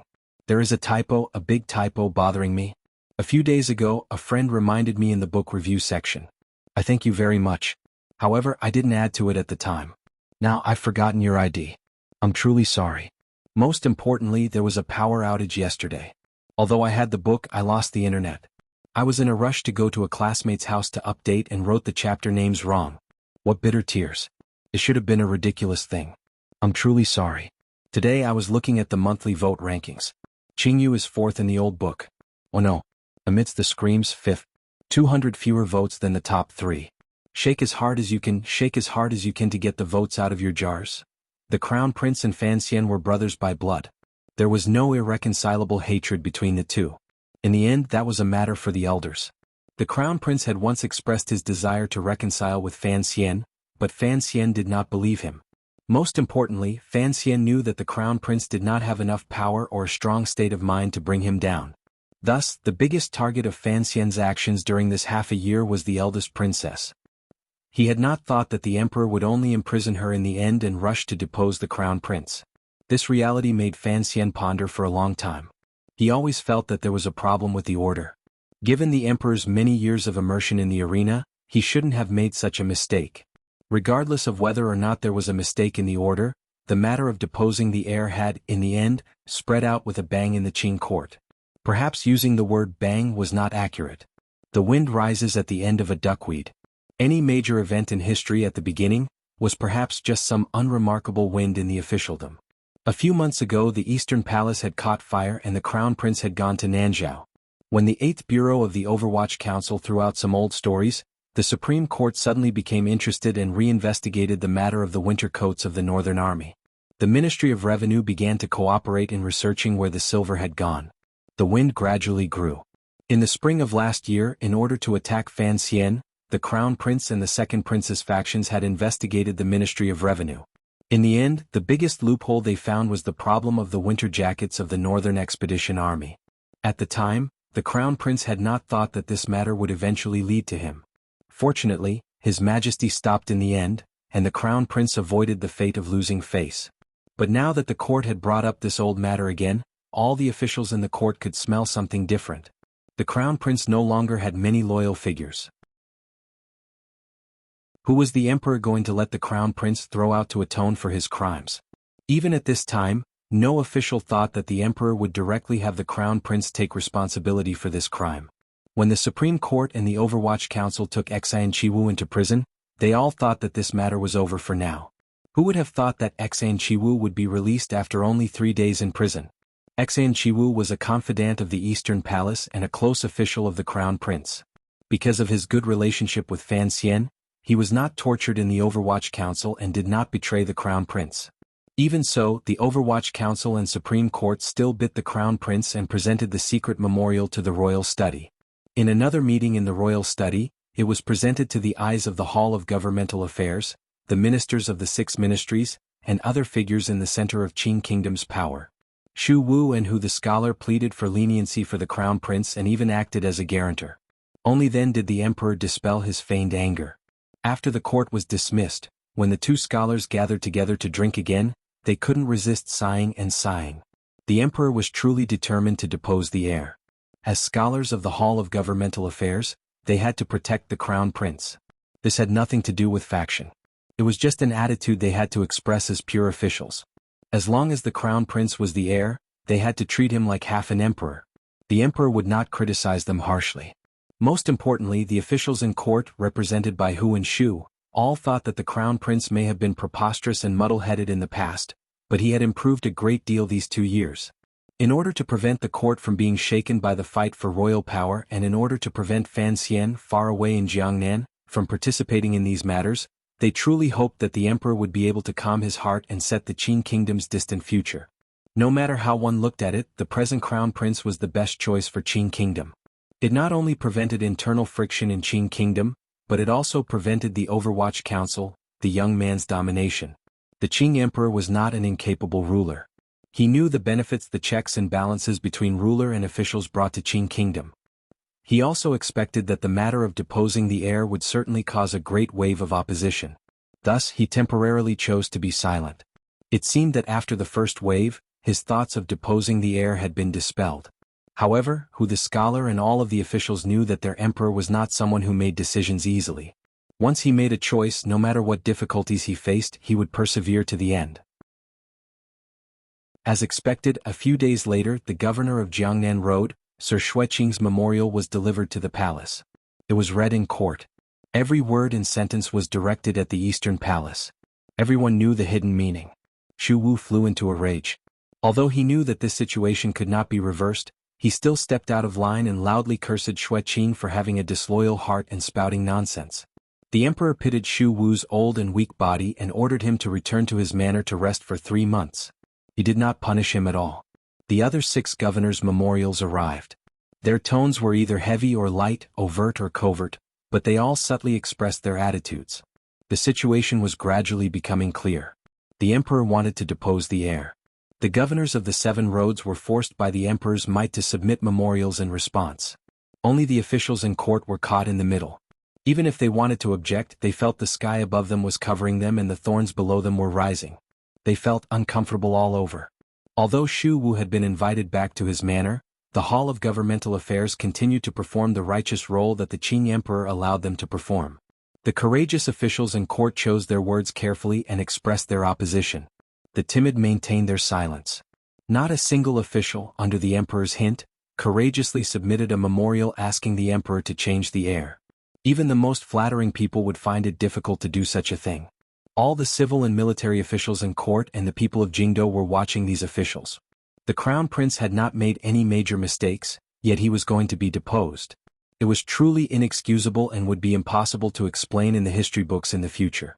After the court conference adjourned, a few representatives of the civil officials came to the Shu manor and carefully asked for Shu the scholar's opinion. In any case, the emperor knew about these things, so they were not afraid of someone reporting that they had formed a clique. Xu Wu was wearing a cloth robe. After a long silence, he smiled and said, "All things in the world have to pay attention to a reason, particularly the matter of the heir to the throne. It involves the will of heaven and the people. If it does not make sense, then it cannot be served." Fan Xian once said, "The worries of the world come first and the joys of the world come later." This is a national matter, not a family matter of the emperor. As an official, I have to help the emperor solve his worries and remove the worries of the Qing kingdom. There is no need to try to figure out the emperor's heart. Just ask your own. The emperor has already made up his mind. What can be done? Xu Wu stroked the beard on his chin and laughed as he usually did. Sir once said that an official cannot accept the emperor's messy orders. The sir he spoke of was the master of the manor, Zhuang Mohan, who had passed away 2 years ago. The civil officials split up and went home, each of them silent. In reality, if the emperor wanted to hint to the officials to send in memorials, there were many other ways to easily find the spokespersons in court. Strangely, ever since the storm began, other than the Minister of Revenue, Fan Jian, the emperor had never summoned any official into the palace alone. Thus, the officials were also confused as to whether or not the emperor's mind had not been made up. They were not the governor of the 7 roads, the emperor's servants, so they did not dare to randomly send in memorials. The court sank into an awkward silent confrontation. In the Eastern Palace, the crown prince, who was at the center of the matter, remained warm and quiet. It was as if he did not take this matter to heart. There were no capable people in his faction, yet he had won the support of so many civil officials. This could be said to be an unexpected joy, but it was also an unexpected shock. Thus, while the crown prince was secretly grateful, he grew increasingly silent. In this storm of deposing the heir, there were 2 young people who stood out of the matter and attracted the eyes of the officials the most. The appearances and temperaments of these 2 young nobles were similar. Furthermore, their relationships with the crown prince were complicated. Yet, up until now, their behavior had been unexpected. The first was Fan Xian. In people's eyes, he was a true member of the 3rd prince's faction. Furthermore, he was the emperor's illegitimate child. His identity was too sensitive. Before and after the governor of the 7 roads sent in memorials, he maintained a deathly silence in Jiangnan. His daily invitations to the palace did not mention this matter at all. He only talked in circles about the palace treasury and the daily affairs around it. Although the Overwatch Council had investigated the Eastern Palace from the Ministry of Revenue, it was clear that their investigation was not as strong as the officials had imagined. Everyone could see clearly that the Overwatch Council's actions in Jingdo had nothing to do with Fan Xian. Thus, people suddenly thought of something. Did the Emperor throw Fan Xian to Jiangnan also have the intention of cutting him off from the Overwatch Council? Why did Commissioner Fan, who was always gentle on the outside and determined on the inside, not take this opportunity to beat him when he was down? The second was the second prince. Before Fan Xian entered the capital, the second prince had always been deeply favored by the emperor. He was the first of the emperor's sons to be made a king and had a large group of civil officials at his side in court. Later, everyone learned that the eldest princess was protecting the crown prince in the open but was secretly protecting him. This second prince was not simple. He faintly stood up to the crown prince as an equal. The so-called fight for the heir was actually directed at him first. The major events in Jingdo during this half a year seemed to have nothing to do with the second prince. After the eldest princess was placed under house arrest, nothing happened to the second prince. Instead, it was the crown prince who had been exiled by the emperor. Now that the crown prince had been deposed, logically speaking, the second prince should be the one to benefit the most. It was reasonable for him to take action. Even if he wanted to avoid suspicion and gain the emperor's favor by adhering to filial piety and remaining silent, he had actually personally written to defend the crown prince in the Northern Expedition Army Winter Jacket case and secretly mobilized officials in his faction to stand against the emperor's intentions. Of course, his power in court had basically been shattered by Fan Xian's 2 campaigns. After operating for so many years, he still had some mouths to speak. Most importantly, after he married Yi Lingyao, it was as if he had become half a master of the Yi family. His words on behalf of the crown prince were indeed useful. The crown prince's 2 brothers, 2 of his greatest enemies, used different methods to express their support during the crown prince's most dangerous time. This was truly a wondrous, wonderful, and mysterious situation. Presumably, the Qing emperor's emotions at this time were very complicated. Before the matter of deposing the heir had reached its climax, a climax had already occurred on one of the 3 most dangerous borders in the world. It shocked the already anxious Qing officials into excitement. The 3 most dangerous borders were the border between northern Qi and the northern Man, the border between the Qing kingdom and Shihu, and the border between the Qing kingdom and northern Qi. In the extreme north, there had been 3 consecutive years of snowstorms. The frozen northern Man cattle and horses died. They had no choice but to move around the sky. After tens of thousands of li of bitter battle, they finally circled around from the north of northern Qi to the west of the Qing kingdom. However, they paid the tragic price of 70 to 80% of their entire population. This was a major event in history. For the present world, it had a far-reaching effect.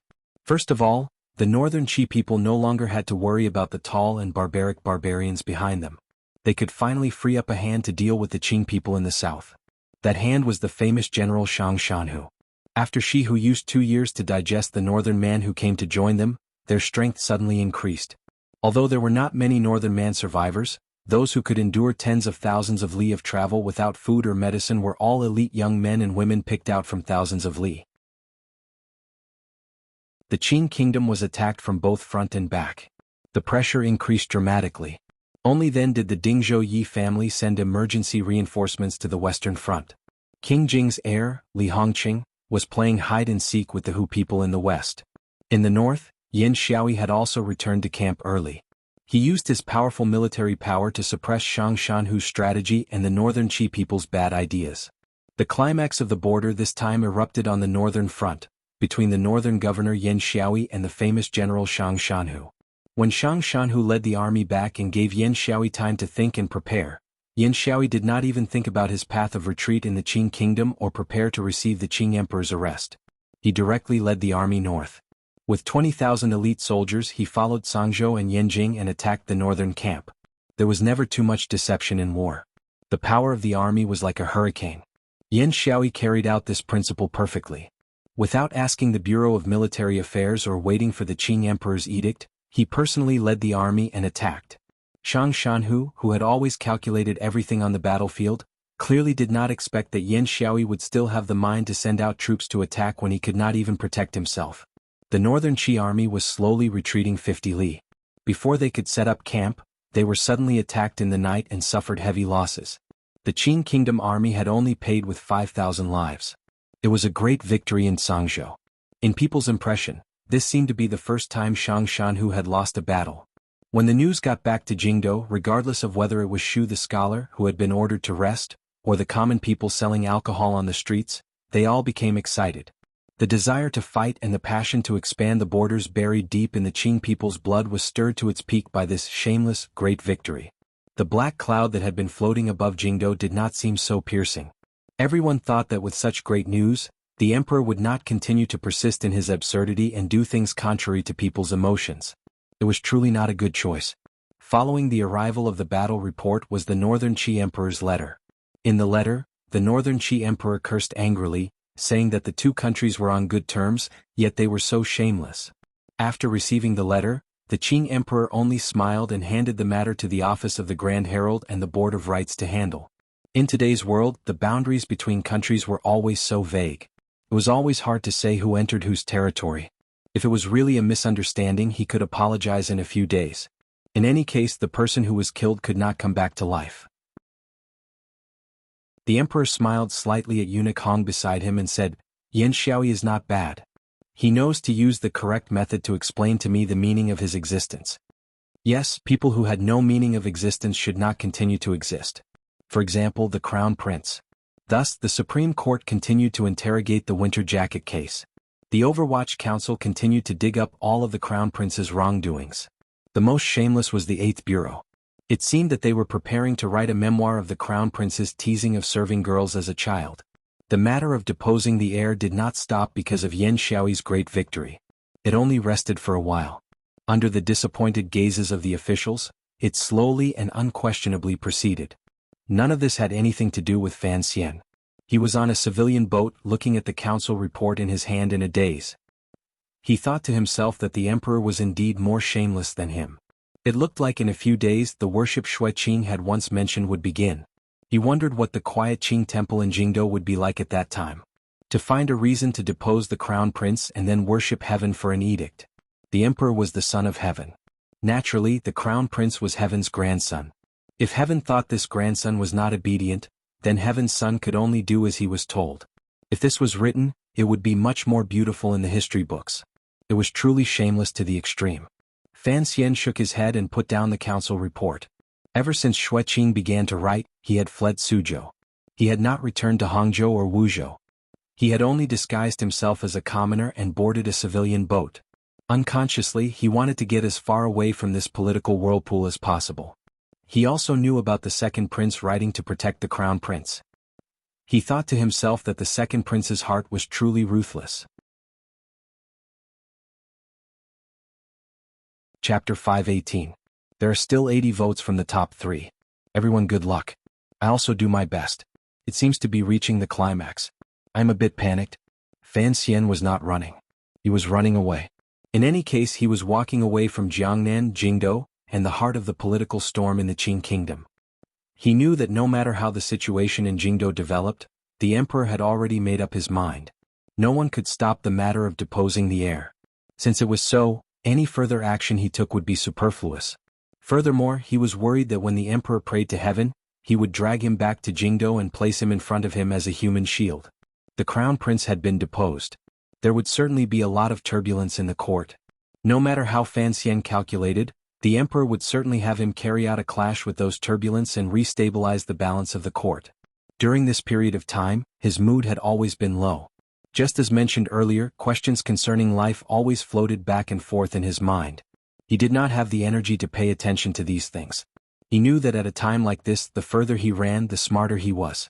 Furthermore, each time he thought of the Qing emperor making such a decision in that beautiful and lonely Qing temple, Fan Xian felt strange and uncomfortable in his heart. That temple was where he and Lin Wanner had first met. It was where he and his wife had pledged their love. Now it had become a place to fight for power. It was very annoying. Thus he chose to stay far away. When Yan Xiaoyi led tens of thousands of elite soldiers straight toward the north camp to carry out a night attack, Fan Xian also boarded a large ship on a slightly stuffy night and headed straight from Hangzhou to the sea. He planned to circle around the rising and falling coastline of the Qing kingdom's east and carry out a peaceful journey. This time he left before the emperor's edict arrived. He also didn't inform Shui Qing and carried it out in secret. Fan Xian did not want to participate in this matter again, so he ran with great determination. If the Qing Emperor found out that the edict he had summoned for him could not be delivered, he might be angry, but he could not blame him. He was the imperial envoy of Jiangnan Road and needed to sit in the yamen. The only place he needed to sit in the yamen was in the palace treasury. His trip in disguise this time was in the name of inspecting the palace treasury's eastern road. However, his destination was Danzhou. He had two goals in returning to Danzhou. One was to see his grandmother. The housekeeper in the Danzhou manor had sent a letter saying that his grandmother's health had not been well recently. This made him very worried. Secondly, he wanted to ask for her opinion on the complicated situation in the Qing kingdom and the world. Ever since he was a child, he had grown up beside his grandmother in Danzhou and received her teachings. Whenever the tense became chaotic and uncontrollable, he would always unconsciously ask for her guidance.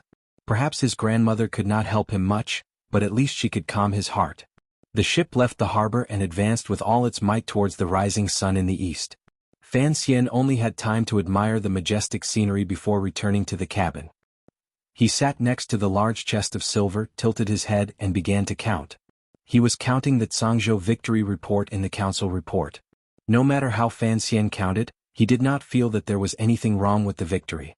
It was just that the timing of the battle or local battles was a bit strange. He furrowed his brows. These days he had already begun to make arrangements. Once the situation in the Qing kingdom was settled, how he should handle it, whether or not he should give up the Overwatch Council, and how the emperor would arrange for him. But as he thought about it carefully, he always felt that he was thinking too early. When the cunning rabbit died, even if the dog didn't enter the pot, there wouldn't be much meat to eat. The problem now was that not only was the cunning rabbit not dead, it had also been overly well behaved. Accurately speaking, as long as the eldest princess, Li Yunrui, did not die, Fan Xian did not think this matter would come to a complete end. After a few more days, the matter of deposing the heir in Jingdou should have reached its final stages. Fan Xian was alone on the ocean and did not know the progress of the matter. Because he didn't want to accept an imperial edict, he even had the ship temporarily cut off contact with the Overwatch Council's intelligence system. Like a black anti-radar aircraft, he floated alone on the ocean. The ship arrived in a small city on Jiangbei Road. The civilian ship he was on was modified from the Overwatch Council's military ship. Normal people would not be able to see anything wrong with it. He had thought that on the way back to Danzhou he would not attract any attention. Unexpectedly, the officials in that small town respectfully delivered generous gifts, and without requesting to meet them, they withdrew on their own accord. Fan Xian was a bit confused. He wondered how this minor official had guessed he was on the ship. Wang Qinian smiled and said, "You are too imposing." This flattery was too poor, so Fan Xian expressed his dissatisfaction. He turned his gaze to the other man with the surname Wang. 13th Wang glanced at him and shrugged. "Who knows? It seems to me that you're quite happy to receive the gifts." Fan Xian was not happy that he had seen through his vain side.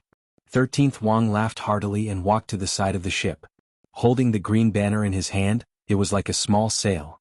It appeared very comical. The most important thing in officialdom was to exchange information. The officials in the small city knew that the commissioner of the Overwatch Council was on the ship. Thus, all the officials in the provinces along the coast knew of this news. From that day on, the ship followed the coastline north. Every time it stopped, local officials would come forward to give gifts.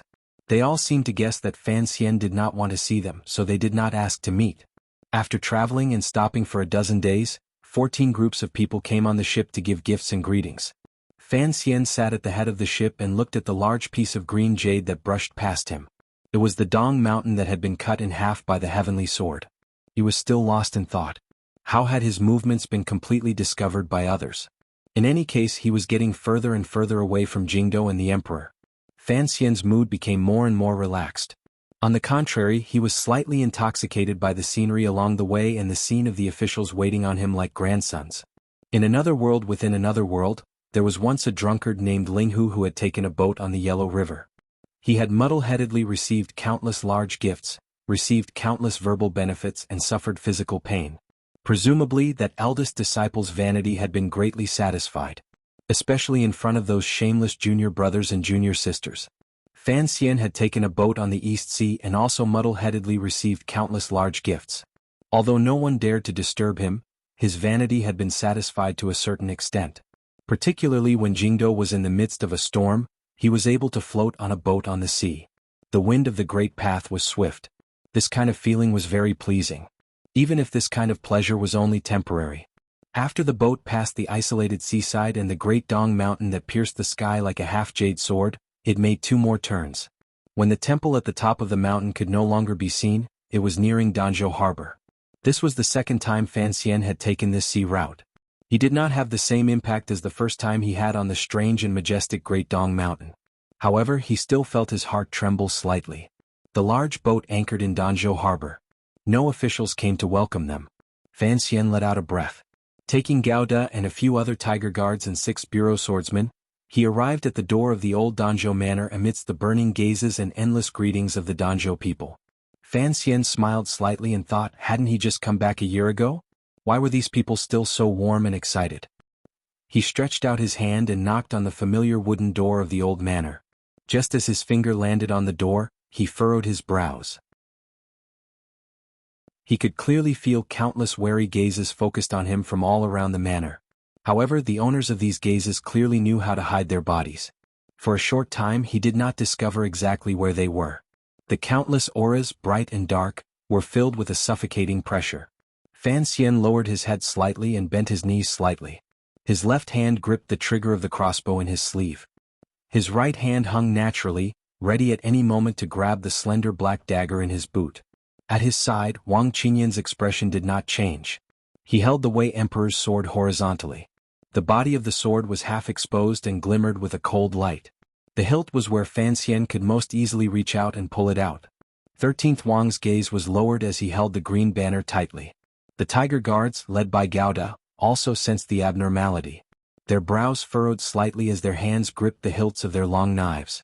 Only the swordsmen of the 6th Bureau of the Overwatch Council reacted slightly slower. They had been scattered around the commissioner the entire time. Suddenly encountering an enemy, they naturally moved their bodies closer to the shops on the side of the street.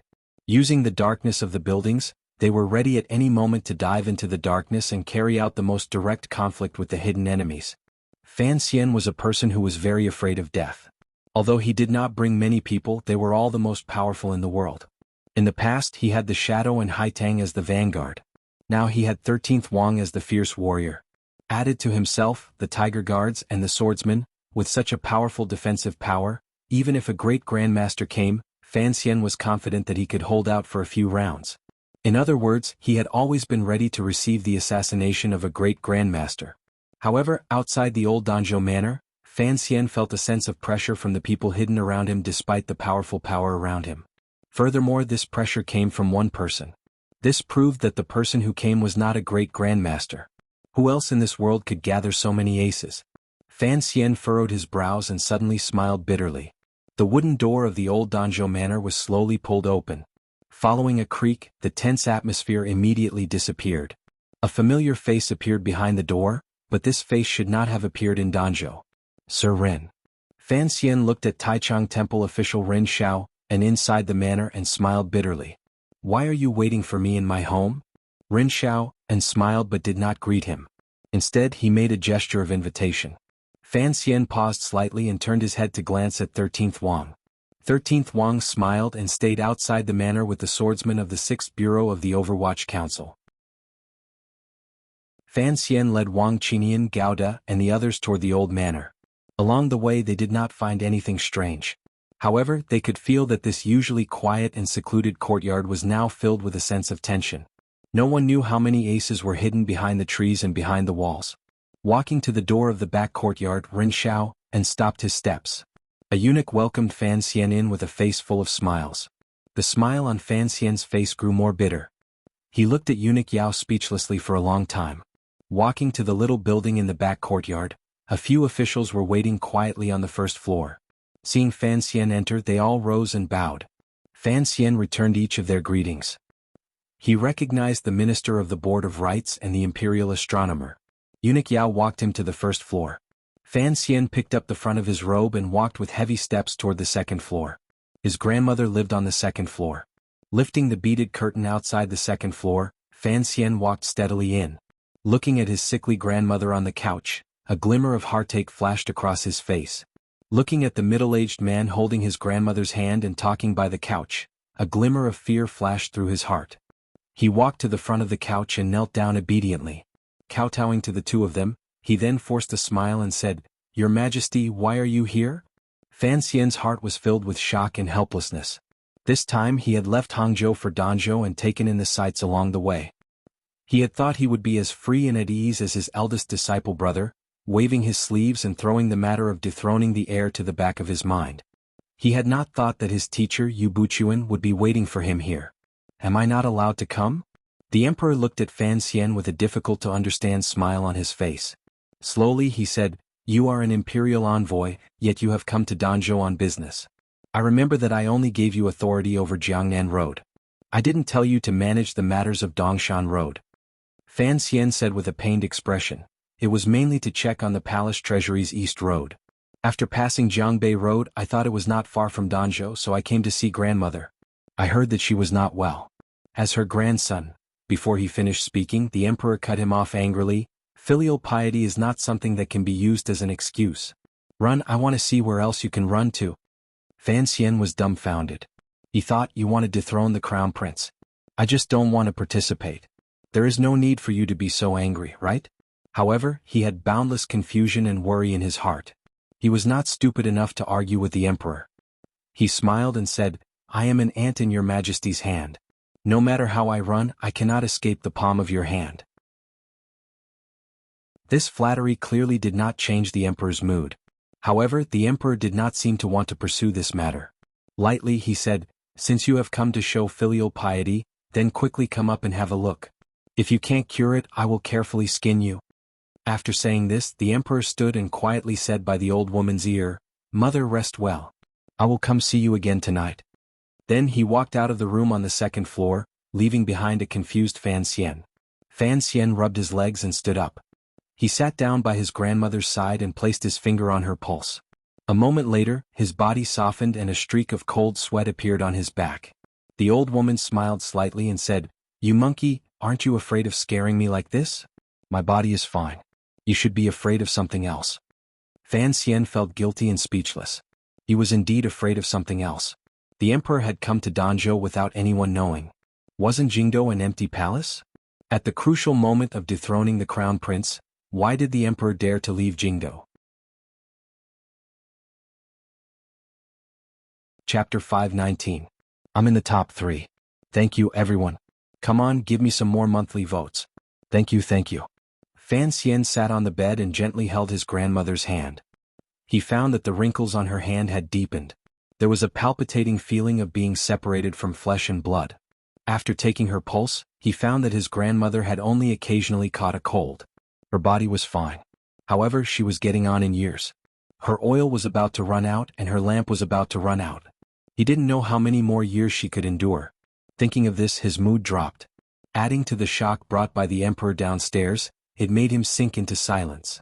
After the second floor was silent for a long time, the old woman sighed and said, "Just what are you worried about?" "I don't know how I'm going to walk my path in the future." Fan Xian looked at his grandmother's serious face and smiled slightly. He knew that under his grandmother's serious face hid a gentle heart. "You've walked well these few years." The old woman's voice was lowered slightly. Although the people downstairs certainly couldn't hear their conversation, she smiled amiably and rubbed Fan Xian's head. She smiled kindly and rubbed Fan Xian's head. Her tone and expression both revealed a sense of pride and relief. Given the position and reputation Fan Xian had obtained these 3 years, the old woman, who had single-handedly taught this grandson, had enough reason to be proud. Half of a 100-li journey is 90 li. Fan Xian patted his head self-mockingly.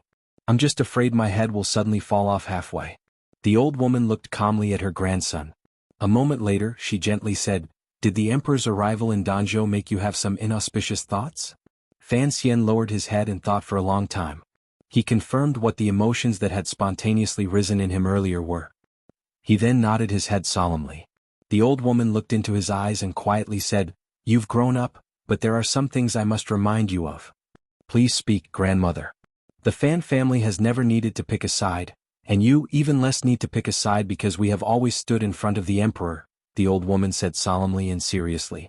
The old lady said seriously, As long as you can guarantee this, then you will never make a mistake. There were countless meanings hidden in these words, but they were all built on the strongest foundation of trust in the emperor. Fan Xian glanced at his grandmother with some confusion but didn't dare to ask. There's no need to doubt what has been proven in the past 30 years. Fan Xian did not think this way. He believed that what history had proven would often be overturned by the future. He thought for a bit and then said, but under these circumstances, it is truly too risky for the emperor to leave Jingdo. Are you going to remonstrate later? The old mistress looked at her grandson with a faint smile. Fan Xian thought for a moment, then nodded. We should still be able to make it if we rush back now. In reality, these words were just empty words. He knew that since the emperor had come to Danzhou at this time, he must have very important thoughts in his heart. It was not something he could chase away with just a few words. However, as an official, particularly one who had to pretend to be a loyal and filial son, there were some things he had to say in person. The Madame Dowager smiled and said, then you should go. Otherwise, His Majesty will be impatient. Fan Xian also smiled but didn't leave immediately.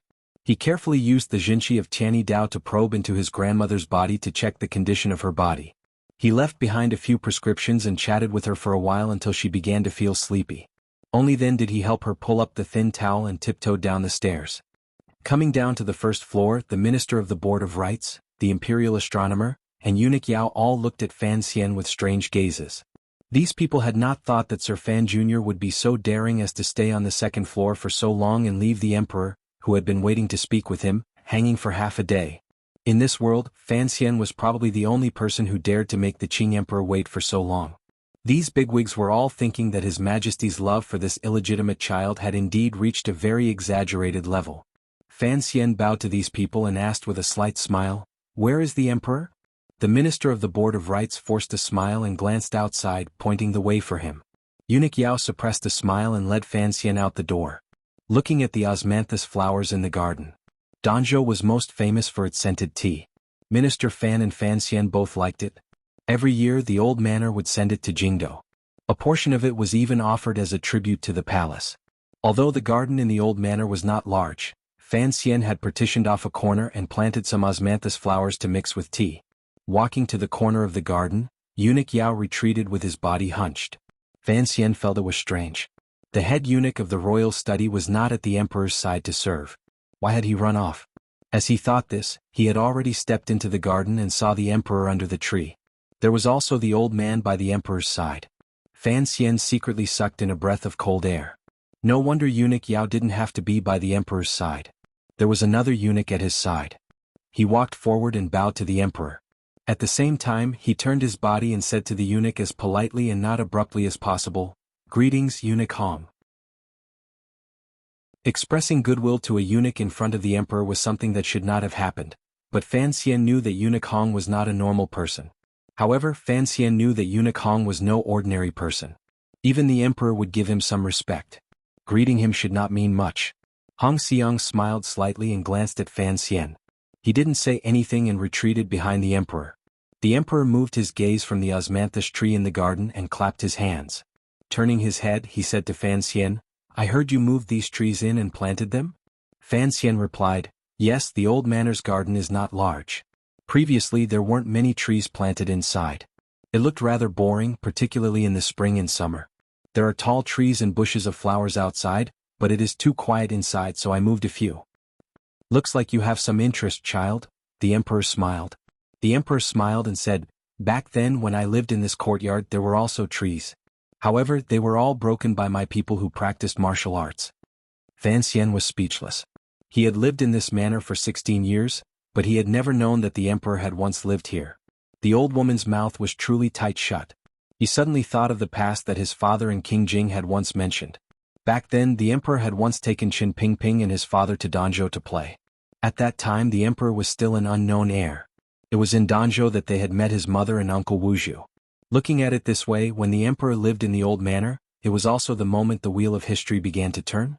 As he strolled around the garden and chatted idly with the emperor, Fan Xian's mood gradually became anxious. He didn't know what opportunity he should find to open his mouth and urge the emperor to hurry back to the capital. The expression on his face began to appear unnatural. "I am not in plain clothes. Seeming to guess what Fan Xian was thinking, the emperor said with slight mockery, 3 days after I left Jingdo, I announced it to the world, so don't worry too much. Fan Xian opened his eyes wide and asked in shock, Your Majesty, everyone knows you have come to Danzhou? Wrong, everyone knows I am going to worship heaven. The emperor glanced at him, put his hands behind his back, and walked first out of the garden. Fan Xian glanced at Eunuch Hong with some confusion and quickly followed. Following behind the emperor, he asked, Your Majesty, why did I not know of this matter? The emperor did not stop walking. Smiling coldly, he said, Imperial envoy, you were having fun on the sea. How could you have received the edict I sent to Hangzhou? Fan Xian was greatly embarrassed and didn't reply. The emperor paused and then angrily said, You are, after all, an imperial envoy. How could you leave your post without permission? I have already given the edict for you to meet up with the group worshipping heaven. When you return to Hangzhou in the future, walk through these procedures. After Fan Xian's great embarrassment, he was slightly surprised. The emperor's edict had long been announced to the world for him, an imperial envoy, to join the group worshipping heaven. No wonder the officials along the coast had guessed the people on the ship. However, the emperor's words earlier were clearly to protect him. It looked like after the Jingdo matter had passed a few months ago, the emperor's mood did not seem so bad. Seeing the emperor's footsteps step out of the old manor's wooden door, the guards hidden in the shadows and officials in the courtyard all followed out. For a moment, the scene was incomparably lively. Fan Xian couldn't resist anymore and caught up a few steps. Lowering his voice, he said, Your Majesty, the situation in Jingdo is not yet settled. Since it is time to worship heaven, I will escort Your Majesty back to the capital. The emperor stopped his steps and turned his head to glance at him with amusement. Since it is to worship heaven, why do we have to return to the capital? Fan Xian replied, Naturally, it is in the Qing temple. There is more than one Qing temple, the emperor said lightly. There is also a temple on Dong Mountain. Fan Xian's heart jumped. For a moment he couldn't speak. The emperor had traveled thousands of li to Dong Mountain to worship heaven. No wonder there were very few scholars and officials among the servants with him. Instead, it was the minister of the Board of Rites, Taichung Temple, and the imperial astronomer who followed. Worshipping heaven and deposing the air indeed needed these people. Why wasn't this done in Jingdo? Why had it come to the shores of the East Sea? Was the emperor not worried at all? I know what you are worried about. The emperor's expression was slightly gentle. It was as if he felt that his son was always thinking about his father's safety. His heart was praiseworthy. After thinking for a bit, he smiled slightly and said, Since you are unable to control your worry, then I will leave my safety in your hands. Fan Xian was surprised again and repeatedly smiled bitterly. He wondered why he had taken on such a difficult task. At this time he could not refuse and could only give thanks and agree. In a moment, come see me on the dock. The emperor knew what Fan Xian was going to do next. After saying this, he and Eunuch Hong left the manor and climbed into the carriage. Eunuch Yao, along with a group of servants and officials, also followed out. Fan Xian stood at the manor door and looked at the slightly changing light around him on the street. He knew that the Tiger Guards and the Overwatch Council swordsmen accompanying the emperor had already followed. He relaxed slightly. He waved his hand. Wang Qinian ran over from the other side of the street. With a face full of astonishment, he said to Fan Xian, Sir, the person who went earlier was... Fan Xian nodded. Wang Qinian swallowed his saliva with great difficulty and said in a low voice, Why is this master here? Fan Xian's expression darkened slightly. He muttered, No one knows why. I only know that if something happens to him, I'm done for. If something happened to the emperor during the process of worshipping heaven, Fan Xian, as the commissioner of the Overwatch Council and now with the heavy responsibility of being a bodyguard, would die a wretched death. At least, the people in Jingdo would certainly put this black pot on Fan Xian's head while they would sit on the chair with a smile. Fan Xian clenched his fist and smiled bitterly in self-mockery. I don't want to be Sigu Jian. Send down an order. Have all of the people in the council stationed in East Shandong Road move out. Be alert. If anyone comes within 50 li of Dong Mountain, send a first-level report. Wang Qinian acknowledged. Fan Xian continued, Send the order to Jiangbei. Have Jinggu take 500 Black Knights and rush through the night to reinforce Dongshan Road. Set up defenses along the northwest line and coordinate with the local provincial army. Make sure there are no problems. If there is any strange movement, kill without mercy. Wang Qinian raised his head and glanced at Fan Xian. The northwest direction of Dongshan Road led directly to Yanjing and Sangzhou. It was where Governor Yan Xiaoyi's camp was. However, the two places were very far apart. If Yan Xiaoyi truly had the courage to rebel and kill the emperor, he would not have been able to move his army so far away without alerting the court. Being careful is always the best strategy, Fan Xian said with his head down. He was incomparably angry in his heart. Who knew how many people the emperor was going to frighten by doing this? Wang Qinian accepted the order and left. A man in cloth clothing walked to Fan Xian's side and bowed. By the emperor's edict, please give your orders. Fan Xian glanced at this person and warmly said, Deputy Commander, you are more familiar with the emperor's personal defense. If there is anything inappropriate, we can discuss it again. The security of the Qing royal palace was handled by the imperial army and the palace guards. The two systems were basically the same. A few years ago, the commander of the palace guards was Yan Xiaoyi. The deputy commander was Gong Dian, who led the imperial army and guards. In the 5th year of the Qing calendar, after Fan Xian's night infiltration of the royal palace, the security arrangements of the royal palace underwent a major change. Yan Xiaoyi was transferred to the position of governor of the north. The imperial army and guards were split into two. Presently, the great prince was in charge of the imperial army while the guards within the palace were under eunuch Yao's control. The person speaking to Fan Xian was the great prince's deputy, the deputy commander of the imperial army. Fan Xian had to be more polite when speaking to him, but he didn't waste time on pleasantries. Straightforwardly he asked, how many people from the imperial army have come? 2,000, the deputy commander of the imperial army replied respectfully. They are all outside Danzhou to receive orders. Fan Xian nodded. He thought to himself that with 2,000 imperial soldiers, in addition to the numerous aces at the emperor's side, the problem of safety should be guaranteed. He turned his head to glance at the 2-story building faintly visible in the corner of the old manor and was slightly lost in thought.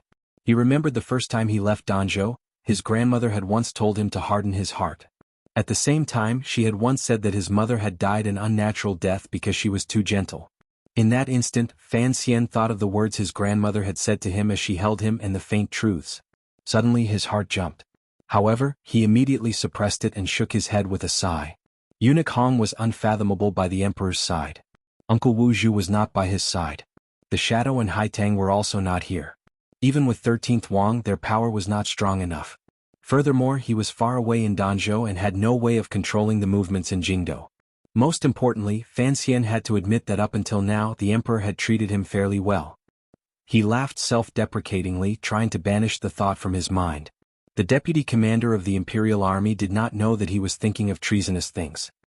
He thought that Sir Fan Jr. was worried about the emperor's safety, so he had to say a few words of advice and pat his chest to express his confidence. On the Danzhou dock, the common people watching had long been chased out of sight. The fishing boats coming and going had long returned to their respective ports. The entire city seemed to have become incomparably oppressive and respectful because of the arrival of the middle-aged man in a light yellow robe on the dock. Only the floating clouds in the sky, the foam in the sea, and the seagulls flying between the sky and water did not seem to feel this kind of pressure.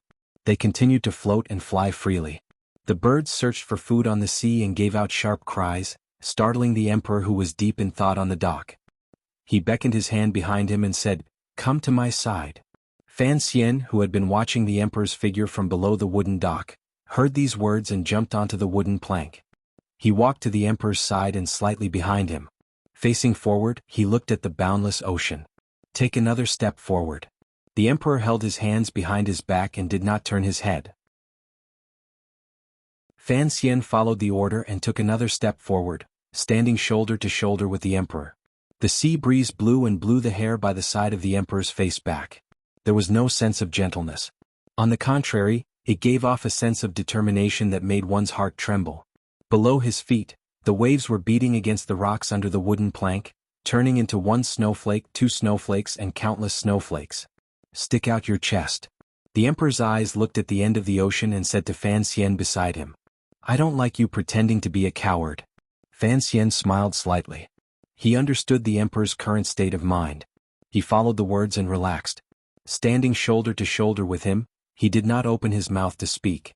"The last time I came to Danzhou, I wasn't even the crown prince," the emperor slowly said.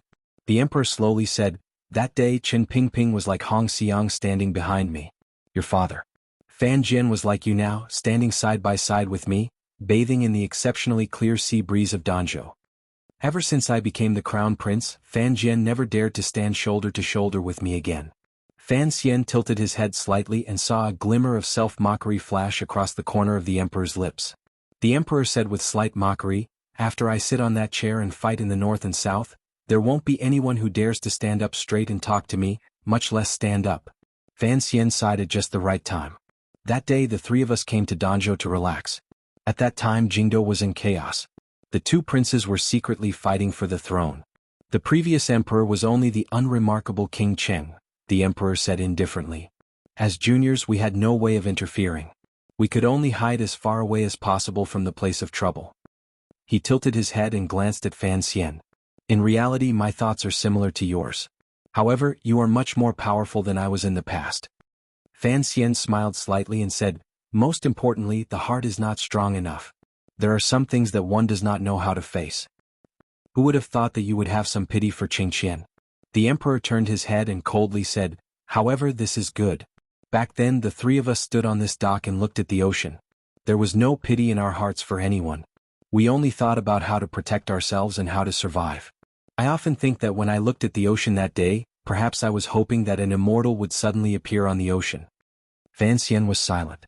He knew what the emperor would say next. "There was nothing on the ocean just like today," the emperor said slowly. A glimmer of a smile once again rose to the corners of his lips. "However, when we turned our heads, we found that there was another woman on the dock, as well as her strange servant." Fan Xian slowly said with yearning, "Actually, I have always wondered how you met my mother back then." The emperor's body shook slightly. He was slightly shaken by Fan Xian's sudden eye. Only then did he realize that this kid had unconsciously said it. Involuntarily, the glimmer of a gratified smile appeared at the corners of his lips.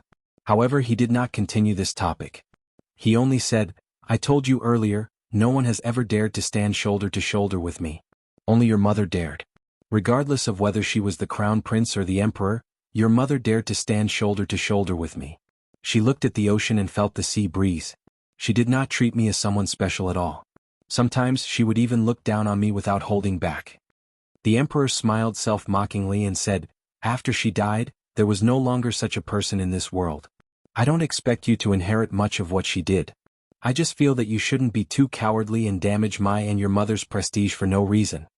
Fan Xian smiled bitterly and thought, "This is because you are looking after the past and the present, which is why you allowed me to stand for a while. As for prestige, forget it. My life is more important. Your Majesty, let's return to the capital." Fan Xian finally said what he wanted to say. With a slightly worried expression he said, "Leaving the capital for too long is always." Seeing that he wanted to say something but then stopped, the emperor coldly said, "Say everything you want to say. You just want to say that you're afraid that someone will take advantage of my absence to have ill intentions."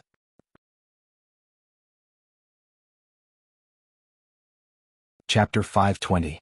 Last night, the heaviest rainstorm the city has seen in 10 years hit. It looks spectacular, but I hope it won't be affected. Today this chapter is easy but important. The next volume will invite everyone to come back and read this chapter. P.S. Today is the day of the college entrance examination.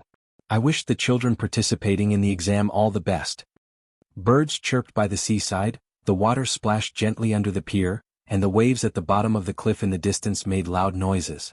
Fan Xian stood on the wooden board and was not confused by the emperor's hot-blooded words.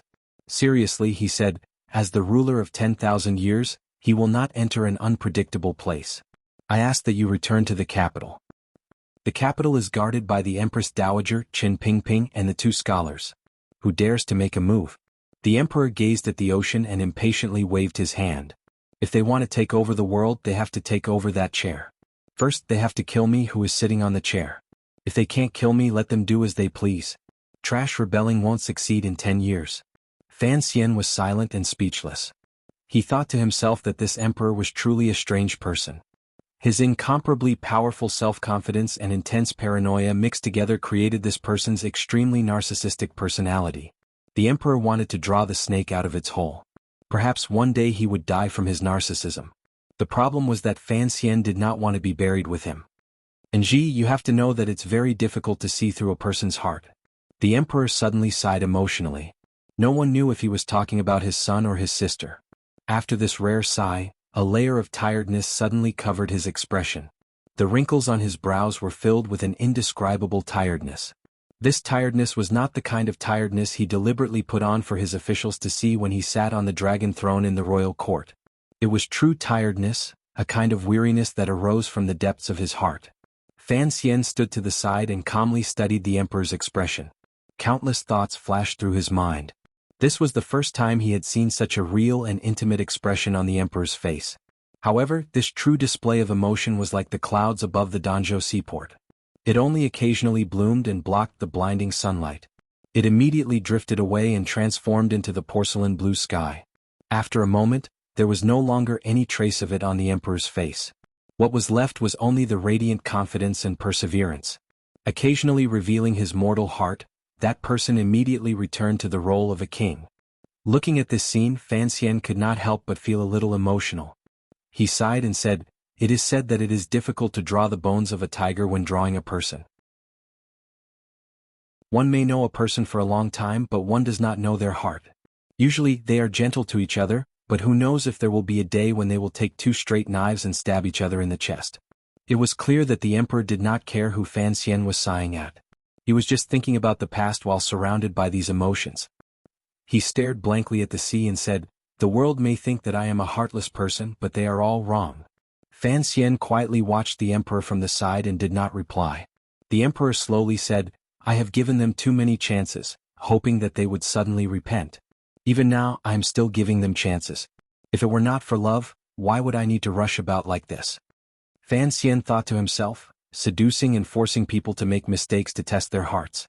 Looking closely at the crown prince and second princess suffering these years, was the emperor's actions like this out of love or out of his mind? "Just like your mother?" The emperor's eyes narrowed slightly as if he felt that the sun floating through the clouds was too piercing. Fan Xian's heart tightened slightly as he carefully listened to every word the emperor said. The emperor glanced at him and then turned his face away. Faintly he said, "She has done a great service to the Qin kingdom. For me it can be said that my kindness is greater than the heavens." However, with a sudden change, she and her Yi family became a thing of the past and suffered a tragic death. Yet I remained hidden and did not do anything. Although I later made up for it a little, compared to her kindness I did very little. Fan Xian understood what he meant. After his mother passed away, the emperor had endured for 4 years before he caught all the nobles in Jingdou involved in the matter in one fell swoop. However, he had left a few important people unkilled. If this was revenge, this revenge was not complete. The emperor faintly said, "I did not say it, and the two of them did not ask. However, I know that they are all dissatisfied in their hearts and have resentment toward me." A glimmer of self-mockery suddenly rose to the corners of his lips. "But what could I do in this matter?" Without saying a word, taking the Yi family into the national treasury and accusing the Yi family of treason was heartless. But if I were to reverse the verdict for the Yi family, what would the Empress Dowager do? Or, do I have to depose and kill the Empress in order to be truly loyal? Strangely, even as the Emperor spoke to this point, his tone remained calm without a trace of agitation. It made Fan Xian, who was listening to the side, admire him greatly. Of course, he knew that the so-called they, with resentment referred to his father, Fan Jian, and director Chen Pingping. As an emperor, it is impossible to wander the 4 seas without any hindrances. The emperor calmly said. If I really did that, I would also be a heartless person. Furthermore, what would the entire court become? I think that if she was alive, she would certainly approve of my actions. She wanted a powerful and prosperous Qin kingdom, and I did it. A determined expression rose to the emperor's face. Looking around, the Qin kingdom is the most powerful country in the world. The people of the Qin kingdom live happier than any other year in history. I think this is enough to comfort her. Fan Xian was silent. In the years after his rebirth, he often asked himself what kind of country the Qin kingdom was and what kind of person the emperor was. Although he had a deeper understanding of all of this after entering the capital and finally touched the emperor's self-confidence, narcissism, arrogance, and masochism, he had to admit one thing. Even with the flood the year before and the snowstorm this year, the efficiency of the Qin kingdom's bureaucracy, the wealth of the people, and the clarity of politics were many times better than the history books he had read in his previous life. In other words, the Qin kingdom was, without question, a peaceful and prosperous world.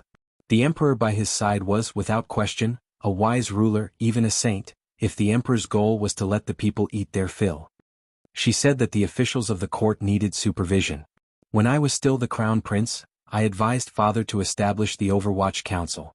She said that eunuchs were pitiful and hateful, so I strictly adhered to the rules since the founding of the country and strictly prohibited eunuchs from interfering in politics. At the same time, I ordered the internal court and Taichung Temple to determine the number of eunuchs and do their best to reduce the number of abnormal people in the palace. Fan Xian nodded repeatedly. The number of eunuchs in the Qing royal palace was much less than in northern Qi. This was, without question, a virtuous policy. She said that a wise ruler should be able to listen to advice. All right, I granted the imperial censorate the right to discuss matters. The emperor spoke faster and faster and became more and more lost in thought. Fan Xian couldn't help but bite the tender flesh in his lip, reminding himself not to laugh at the thought of the imperial censorate's buttocks being flogged into streaky meat. She said that there was a need for reform and a need for a root cause. All right, I did as she said. I changed the yuan, changed the system, and carried out new policies. Fan Xian finally couldn't resist smiling bitterly. The yuan was changed in the first year of the Qing calendar. At that time, the change was actually the third new policy. The Ministry of War changed to the Ministry of Military Affairs and then changed to the Bureau of Military Affairs. The Imperial College separated into the Tunguen Pavilion. Later, it was changed to the Ministry of Education and then changed back. Even the names of the 6 ministries from ancient times until now were almost changed by this emperor. The Qing emperor's achievements throughout his life were brilliant and dazzling. However, the 3 new policies in a row were absurd things that he could not avoid in his life. Even now, when the people of Jingdo talked about these yamens, they were still confused. Each time they wanted to go somewhere, they often had to report a number of names. If it weren't for the powerful deterrence of the imperial power and the valiant execution of the Qing officials, which turned the court back to its original appearance and left only those discordant names, the Qing kingdom would probably have long fallen into chaos. The emperor looked at his expression and smiled self-mockingly. You don't have to hide it. I know that this was one of the rare times in my life that I was muddle-headed. However, at that time your mother was no longer here. I only knew the gist of it. It was hard to avoid making some mistakes. Fan Xian's heart jumped slightly. He thought to himself that after his mother died, the emperor still did as he was told. In terms of this intention, it had to be said that the emperor could be considered a sentimental person in this matter. Before your mother passed, I heard a lot from her. Later, I was unable to do anything for her. The emperor closed his eyes and faintly said. After she passed, I remembered all the things she once mentioned to me and wanted to help her realize them. It could be considered some kind of promise or guilt toward her. Fan Xian sighed and said, if my mother was still alive, she would certainly be endlessly grateful for your majesty's kindness. No, it is not kindness, the emperor opened his eyes and calmly said. The emperor opened his eyes and calmly said, it is only affection. As for admiration, that is even more impossible. I only want to do some things to honor her spirit in heaven. I do not wish for anything else. The emperor suddenly smiled and said, back then, she used a regretful tone to speak of the newspaper. She said there was no gossip to read or interesting news to read. So, I had the internal court make a newspaper and draw some flowers on it. Now that I think about it, I was also very mischievous. Fan Xian was dumbfounded.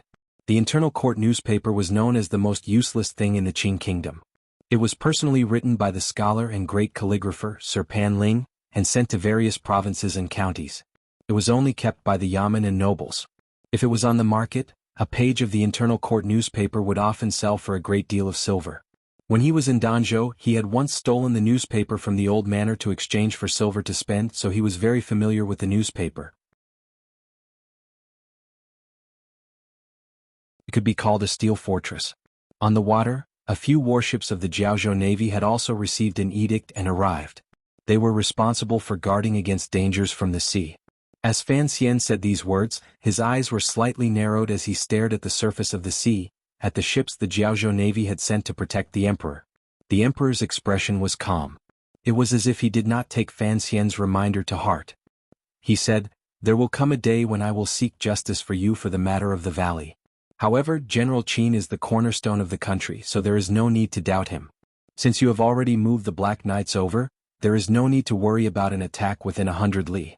Why do you have to be restless all day like a stray dog?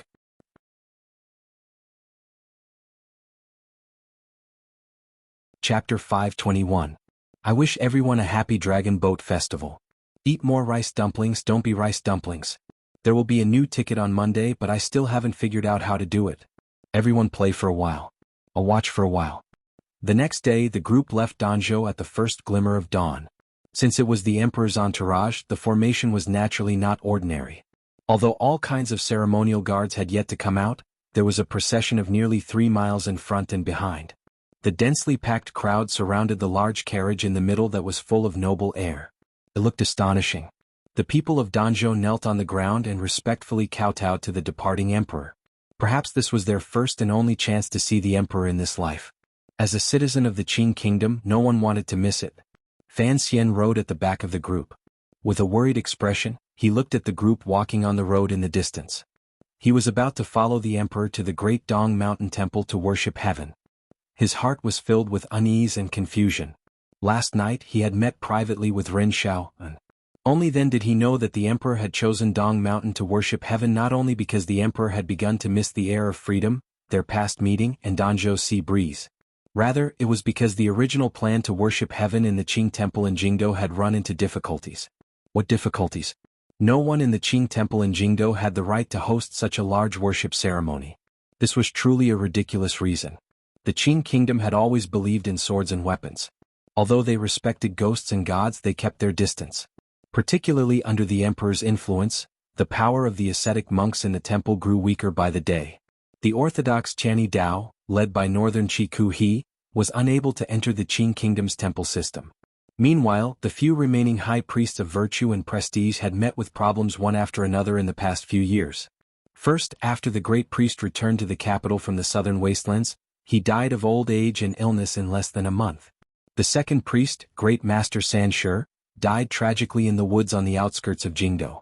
Fan Xian could faintly guess that the death of the great priest in the Qing temple had been secretly done by the emperor. However, if they wanted to worship heaven, they could actually go to Dong Mountain. After all, it was known as the place in the world most similar to the temple. It was the most mysterious place and the place with the most incense. But, was it only because of such an absurd reason? Fan Xian squeezed his horse's belly and followed the group with a frown. His Majesty's protection work was carried out in an orderly manner, so he did not need to worry too much. Especially when he saw the hundreds of tiger guards with long sabers sandwiched in the imperial army, he felt even more reassured. 7 tiger guards could rival Haitang Duo. What kind of concept was 100 tiger guards? He should be at ease, but he was still worried. In many people's minds, Fan Xian was probably an expert at scheming. He knew that his scheming could not be considered very powerful. In the past, he had been able to win every battle in the Qing kingdom and northern Qi because he had Yan Bingyun's help and Qin Pingping's care. Most importantly, his biggest backer was the emperor. With him as a backer, he could break through any mountain he came across. He had nothing to be truly afraid of. But if the target of a conspiracy was his backer, Fan Xian knew that he did not have enough intelligence to deal with such a big scene. He saw himself very clearly, so he was particularly careful and sensitive. Thinking of the question that had been lingering in his heart since yesterday, he felt a sliver of caution. The emperor going out on patrol was a major event. Even if he had been floating on the sea at the time and cut off his intelligence network with the Overwatch Council, Yan Bingyun, who was in charge of Jingdou Council affairs, would certainly have a way to notify him. The internal communications of the Qinian unit had always been open. Why didn't Yan Bingyun notify him ahead of time? He summoned Wang Qinian and asked a few questions. When he received a report from the council that everything was as usual, he couldn't help but scratch his head. He didn't say anything more and smiled self-mockingly. He felt that he was too suspicious and a bit morbid. Traveling by land, it only took a few days before he saw the lonely mountain by the sea that had blocked the sea breeze for tens of thousands of years and the sunrise in the east. It stood alone and stubbornly pierced into the sky like half a piece of jade. Fan Xian rode beside the emperor's carriage and unconsciously put up a shade. Narrowing his eyes, he looked at the large mountain and sighed in admiration. This was the 3rd time he had seen the great Dong Mountain by the sea. Each time he saw it, he couldn't help but sigh at the wonders of nature. How could such a magnificent sight not open one's mind? After sighing, Fan Xian also felt some pity and anger. He had lived in Danzhou for 16 years, yet he had no idea that there was such a holy land not far from his hometown. Otherwise he would certainly have dragged Uncle Wu Zhu here often to play. Although the court had sealed off the excavation of jade on Dong Mountain, It did not prohibit the common people from entering the temple to pray. If Fan Xian had often come to play, presumably no one would have stopped him. However, if he was still a child, it would not be so easy for him to enter Dong Mountain today. Flags fluttered at the foot of the mountain. Thousands of people stood in line and completely sealed off the path into the mountain. 3 days ago, the imperial edict had already been sent to Dong Mountain. The priests and monks of the temple on the mountain were respectfully waiting for the emperor's arrival at the mountain gate. The common people who had come up to burn incense had long been chased down the mountain by the local provincial soldiers. On this lonely mountain, thousands of people were silent. An oppressive and strict atmosphere enveloped the surroundings. All of this was for one person, the foremost person in the world. Eunuch Yao stepped onto the wooden frame and helped the emperor, dressed in formal clothing in bright yellow, out of the carriage. The emperor stood on the platform in front of the carriage. Without anyone's command, the thousands of people at the foot of the mountain knelt down in unison and shouted, "Long live the emperor!" The emperor waved his hand with a calm expression, indicating for everyone to rise. After being helped out of the carriage by Eunuch Yao, he naturally left the eunuch's hand. With his hands behind his back, he walked toward the newly repaired mountain gate, which glowed with white jade. Eunuch Hong followed behind the emperor. Fan Xian took a few more steps back and calmly observed the situation. Walking to the foot of the mountain gate, the priests wearing robes bowed respectfully to the emperor again. They then bent their bodies in a fawning manner and invited the emperor to ascend to listen to the heavenly edict. Fan Xian watched this scene and laughed to himself in his heart.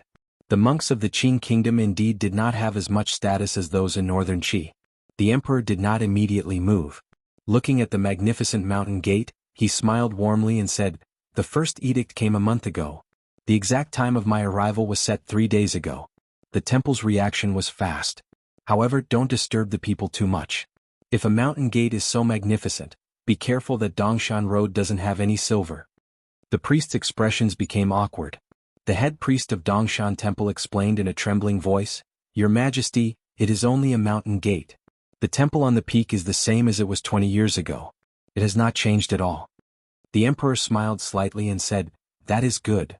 Governor He Yongji, who had rushed over to the side to wait on the emperor, wiped the sweat from his forehead. He thought to himself that his flattery had backfired. Fortunately, the emperor's latter words had been gentle. The emperor glanced at the governor and furrowed his brows. "Didn't I tell you not to come in the letter I sent you?" Governor He Yongji was one of the governors of the 7 roads. Although his position was slightly lower than Xue Qing's, he could still be considered a first-rank official.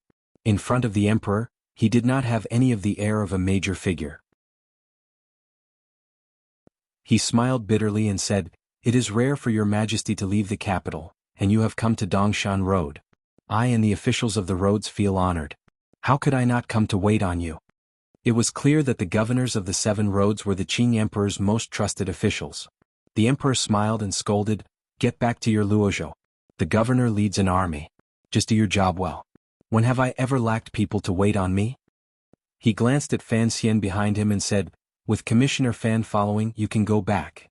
Yongji did not dare to object. He knew that although the emperor appeared warm, he never went back on his word. He did not tarry. He knelt down again and kowtowed. He nodded at Fan Xian as a greeting and then hurriedly led his people back to Luozhou, where the governor's manor was. Fan Xian watched with a slight smile and did not say a word. The Great Dong Mountain was very tall. Using Fan Xian's measurements, it was at least 2,000 meters. Around the mountain, other than the sea, there were plains. The contrast made the mountain appear even more abrupt and towering into the sky. If one wanted to climb it, no one would not feel a chill in their hearts. Fortunately, the side of Dong Mountain facing the sea was an incomparably smooth jade wall. The side facing the land was the accumulation of millions of years of life from the soil. On both sides of the stone steps, green grass grew. Tall trees rose into the sky. Their branches and leaves were like little green fans that blocked out the first rays of the summer sun. They danced gently in the mountain wind like countless little fans, bringing a trace of coolness to the people walking on it. Perhaps it was such a quiet and beautiful scenery that gave the common people who came up the mountain to burn incense the courage to walk the seemingly endless stone steps. Thousands of imperial soldiers stood guard at the foot of Dong Mountain. Following the emperor to Dong Mountain to worship heaven were old eunuch Hong, Fan Xian, the minister of the Board of Rites, and a group of officials. There were also a number of eunuchs accompanying him. Over 100 tiger guards were also vigilantly scattered around the emperor. However, they did not walk the stone steps. Instead, they walked the small mountain paths which were a bit more difficult. The tens of thousands of stone steps truly tested one's willpower and energy. The common people called these long stone steps the stairway to heaven. Only by climbing it could one appear sincere and use the miraculous effects of the temple in Dong Mountain to cure illnesses. However, this trip was not for the common people to pray to God. The tiger guards walking between the stones could still hold on. Even the eunuchs seemed to have energy to spare. However, the minister of the Board of Rites, Rin Xiao, and the other civil officials could not hold on much longer. They couldn't care less about losing face in front of the emperor. Each of them held their waists and panted. Fan Xian had climbed mountains and jumped cliffs since he was a child. These tens of thousands of stone steps were nothing to him. He didn't even pant. He watched these people and found that the eunuchs beside the emperor were able to move so easily. He couldn't help but be speechless. Eunuch Hong was a strange creature.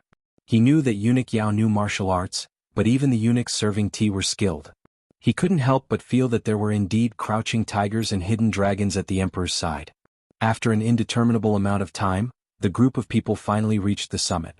Including a few priests and civil officials, they all collapsed weakly to the ground and couldn't come to their senses for a moment. The emperor glanced at these people mockingly but couldn't be bothered to scold them. Alone, with his sleeves behind his back, he walked to the edge of the cliff at the summit of Dong Mountain. Looking at the floating clouds in front of the cliff and the sun diagonally above, his expression was incomparably calm and joyous. It was as if he had finally achieved or was about to achieve a goal. Fan Xian followed behind him and smiled slightly. He saw the emperor's chest rise and fall slightly. His face was slightly red and moist with sweat. It seemed that although the emperor's body was strong, he was no longer the young man who rode into battle. It was only for the sake of the emperor's face that he forcefully endured it. After resting for a moment, the people accompanying them began to arrange the ceremony and the troublesome food and lodging arrangements. The emperor and Fan Xian were still standing at the edge of the cliff. The father and son seemed to be attracted by the wondrous scene at the foot of Dong Mountain. They didn't say a word and only stared in a daze in front of them. In front of them was the ocean, a boundless ocean. However, the ocean they saw from here was different from the ocean they saw from the Danzhou dock. The ocean in Danzhou was close yet not easy to get close to. Rising and falling, it was close to their feet. The sound was by their ears and white foam soaked the bottom of their pants. The ocean at the foot of Dong Mountain was distant and cold. Standing at the edge of the cliff, it was impossible to hear the roar of the waves. Gazing along the jade-like mountain walls, one could only see white lines advancing wave after wave on the ocean, crashing against the stone walls of Dong Mountain and soaking the foot of the mountain, doing an eternally useless task. In front of the cliff were layers of thin and light clouds.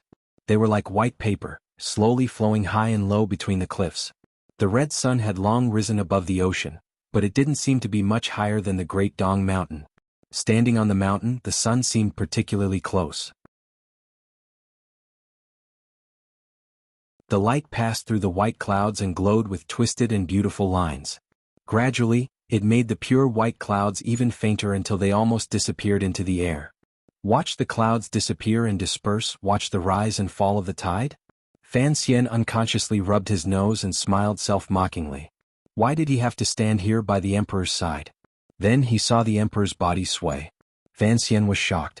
Like lightning, he stretched out his hand. His left hand opened like a cattail leaf. His fingers bent slightly and exerted force. In an instant, the coffin breaker technique was unleashed. In a flash, he grabbed the emperor's hand and pulled him back a step.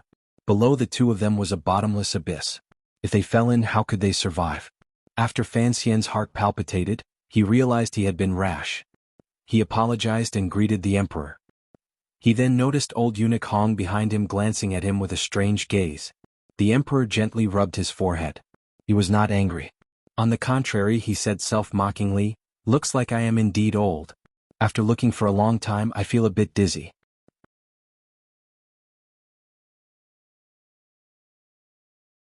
Chapter 522. Federer, how helpless. Big tears. There is truly no perfect thing in the world. How can there be a godlike existence? Today is the last day of the festival. I sincerely ask everyone for a few more monthly tickets. Fan Xian's heart jumped. He lowered his head slightly and said a moment later, "I do. Do you believe there are gods in the world?" The emperor gazed at him calmly. Fan Xian replied straightforwardly, I do. He didn't know why the emperor was asking this question. For Fan Xian to be able to reincarnate into the land of the Qing kingdom, he, without question, deeply believed in such things as miracles. The Fan Xian of this life was not the Fan Xian of his previous life. He was a true idealist. Come with me. Fan Xian's head was filled with confusion as he followed the mysterious emperor toward the temple hidden among the trees at the top of the mountain. The name of Dong Mountain was widely known throughout the world. At first it was known for its jade. Later it became known for its miracles. Countless commoners who had no money for treatment had come here to worship the gods. Their illnesses had taken a great turn for the better. It was also revered as a holy land by the ascetic monks of the world. In the past, Fan Xian had always thought that the Qing temple was deliberately mystifying things. Foolish women and foolish people mistook psychological consolation for true healing. Now the emperor's expression appeared very cautious. Could the Qing temple at the top of the mountain truly hear the will of heaven and be able to make contact with the illusory temple of legend? Harboring countless questions and slight excitement, Fan Xian followed the emperor around a quiet and secluded stone path and came to a particularly old temple behind the temple. The mountain wind was strong. It blew the bells under the eaves of the temple, making a clear and calming sound. It looked like the priests at the foot of the mountain had not lied. It was clear that the temples at the top of the mountain had not been repaired for many years. However, the mountain wind that had been blowing for thousands of years did not blow the old little temple into ruins. Looking at the style of the little temple's architecture and the dark and somber colors, Fan Xian's heart jumped. Involuntarily, he felt a sense of reverence just like when he had first entered the Qing temple in Jingdo. At that time the emperor had been inside the Qing temple and he had been outside. Now he had followed the emperor to a place that seemed to be out of this world. A strange feeling rose in Fan Xian's heart. The emperor seemed to be very familiar with this path or perhaps everything about Dong Mountain. Standing outside the little temple, the emperor calmly said, "Don't be curious and don't get tired of listening. The reason is actually very simple. After meeting your mother in Danzhou, we did not miss out on the scenery of Dong Mountain. We once stayed here for a time." Although he didn't know how the emperor had guessed his thoughts, suddenly hearing these words, Fan Xian's mood immediately changed. Looking at the old buildings around him, his gaze carried a sense of familiarity and yearning. However, the emperor's following words immediately shattered Fan Xian's relaxed and joyful mood. The Lord of 10,000 creations does not enter unfathomable places. The emperor laughed coldly and repeated the words Fan Xian had used to admonish him in Danzhou yesterday. "I know what you have been worried about these 2 days. Let me ask you, if you were in Jingdo right now and you were that woman, what would you do?" Fan Xian did not feign fear. Instead he sank straight into thought. He had thought about this question countless times. In the end, he realized that if internal strife occurred in Qing Kingdom and there were problems in Jingdo, the eldest princess, who was currently imprisoned in a side courtyard, only had one path to take. Perhaps she would do many things, but the center of everything, the foundation of everything, was just as the emperor had said yesterday. There was only one way to kill the emperor.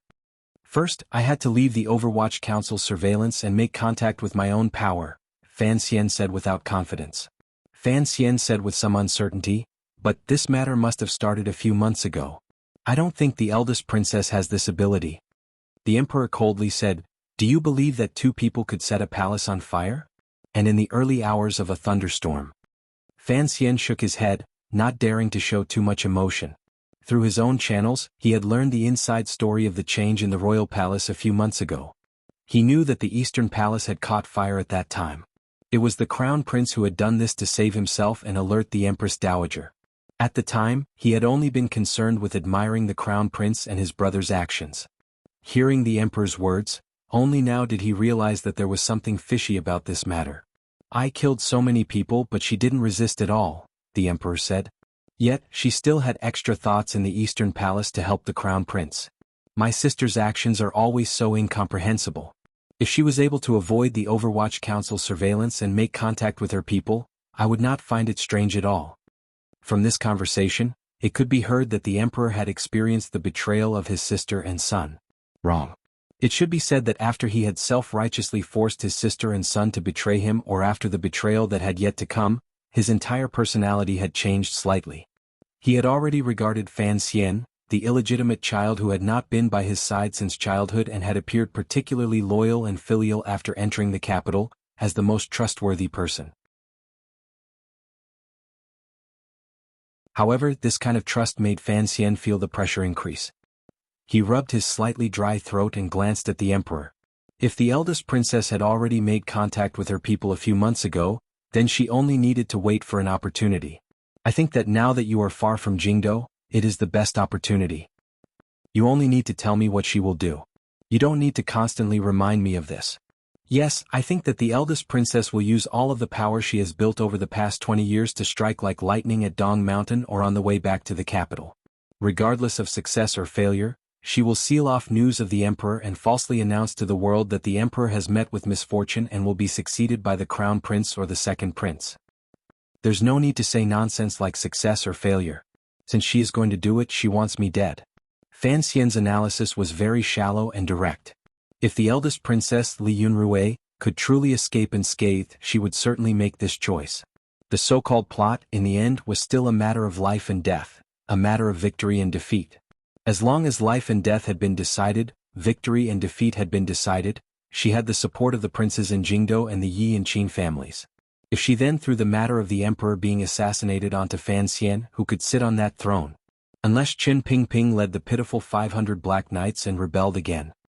He lowered his head and said, "Since the emperor has come, naturally, he has a well-thought-out plan." The emperor glanced at him and faintly said, "What power can Yunrui have? The Juanshan Conference? Now that I think about it, I should have listened to Director Chen and you last year and wiped out that stupid conference." The Juanshan Conference is only an evacuation organization. Fan Xian repeated his father-in-law's reasoning.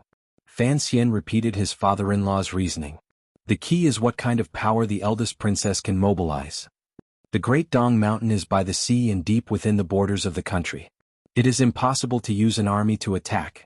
The emperor smiled coldly and said. The emperor sneered and said, "The 10,000-mile stairway to heaven. If someone dares to assassinate me, they must first have the ability to ascend to heaven." Fan Xian lowered his head slightly. He understood what the emperor meant. The Great Dong Mountain's position was very clever. It would be difficult to mobilize an army to attack. To the north, Danzhou's chain of tall mountains and cliffs blocked the last bit of danger for an army. Since there was no need to consider this, to assassinate the ruler of a country, especially the ruler of the most powerful country in the world, one could only use assassins. Normal people were completely meaningless. They couldn't even break through the outermost defensive ring of the Imperial Army, much less the hundreds of terrifying Tiger Guard aces on the summit of the mountain. Those who came did not have good intentions and those with good intentions did not come. If the eldest princess truly wanted to assassinate the emperor, one could imagine the skill of the assassins. Yi Luyun is a guest of the Juanshan Conference, Fan Xian said quietly. Fan Xian said silently, "The eldest princess does not have many aces herself. After experiencing the attack in the valley, I feel that some people in court are becoming more and more impudent. No matter what an impudent person does, it is not surprising." He was talking about the military elders in the Qin kingdom. If these people collectively stood against the emperor, what kind of situation would it be? The emperor did not continue Fan Xian's words. He only quietly said, "My personal visit to Dong Mountain this time has not only confused you, but the two scholars also strongly opposed it. Yet I still have to come. First, it is because I have stayed in the palace for too long. I want to come out and see the places I passed through in the past. Second, Qingqian hurt my heart. If I want to depose him, I will do so openly and not give anyone any chance to say anything." Fan Xian thought about it. The emperor beside him could probably be considered the most diligent and strangest emperor in history. After ascending to the throne, particularly after the end of the major battle, the emperor had never left Jingdo again. He did not go on the routine nationwide tours of a prosperous ruler. The emperor rarely even came out of the royal palace. Fan Xian only knew of the one time he had seen him outside Taiping courtyard. The emperor suddenly paused and smiled slightly. "The third reason is very simple. I purposely wanted to give Yunrui a chance to see if that Juanshan conference could actually remove me as a monarch." Fan Xian shook his head and said, "It is still the same words I said before. Why take the risk? Why come here? Your Majesty is the master of the world. With one edict, the remnants of the Juanshan conference will immediately fall to pieces. They are not worth mentioning at all." "Is that so? But what about Yi Luyun?" The emperor smiled slightly. His brows gradually relaxed. Fan Xian was speechless. Only now did he finally understand just how confident the emperor was. He was using himself as bait. What he was plotting was none other than Yi Luyun, the guest of the Juanshan conference. The great grandmaster of the Qin kingdom, Yi Luyun. This carefree warrior who floated overseas was in the wilderness while the emperor was in court. The two of them mutually checked and balanced each other. Only then did they create a loyal yet distant relationship between the Yi family and the royal family. If the emperor was able to kill Yi Luyun with his sword, then there would not be a sliver of power within the Qin kingdom that could shake the foundation of his rule. In other words, Yi Luyun had always been a malignant tumor in the emperor's heart. He had come to Dong Mountain to use the wonders of Dong Mountain to remove the tumor. Fan Xian still felt it was absurd.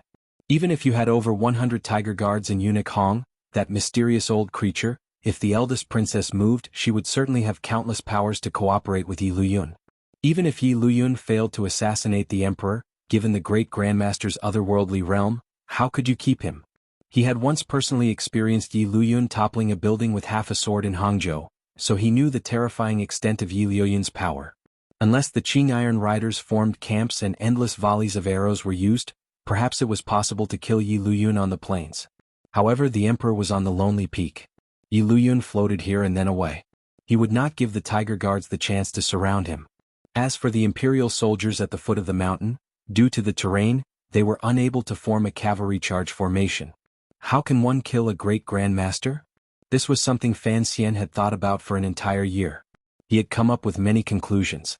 Among them, the safest was to stand 500 meters away and use the assault rifle he had hidden like a precious son to snipe him. However, this kind of situation was not easy to create. The great grandmasters were elusive. Their senses were too powerful. It was impossible for them to stand there and give him too much time to aim. How could one kill a great grandmaster? In the end, Fan Xian thought of the most reliable method. It was to use two great grandmasters to kill a great grandmaster. This was a very senseless and wasteful way of thinking. Two children would definitely be able to defeat one child. Of course, two stones were heavier than one stone. The problem was that great grandmasters were not products that could be mass-produced. They were rare geniuses. Who could find two great grandmasters? Thus, I had to come to Dong Mountain because I needed a person. This person will never leave Dong Mountain to suit my thoughts. The emperor looked at Fan Xian with a slight smile. He then pushed open the wooden door of the old temple. The wooden door creaked. Fan Xian's gaze drifted over. His heart tightened abruptly. Countless surprises and the irrepressible joy of a long separation flashed through his eyes. Yan Bingyun sat in a daze in a room in the Overwatch Council. He did not sit in that secret room because the director had returned to Jingdo in a wheelchair and returned to his own room. The power that Yan Bingyun had temporarily obtained had also been returned. He was the head of the 4th Bureau. His room was facing the street. The window was not covered with black cloth. The sunlight from outside seeped in and lit up the room. Standing at the window, he could clearly see the golden eaves of the royal palace. There was no master in the royal palace. The emperor's entourage should have already reached Dongshan Road, right? Yan Bingyun thought that ever since the emperor had left the capital, the people of Jingdo had all become well-behaved and didn't give the Overwatch Council too many problems. At this moment, everyone was afraid that the emperor, who was far away from Jingdo, would suspect something. Everyone knew the emperor's main purpose in offering sacrifices to heaven. He could not have the crown prince stay in the palace to supervise the country. Thus, the Empress Dowager once again closed the curtains. The imperial army that the great prince controlled became careful. The Jingdo garrison also increased patrols.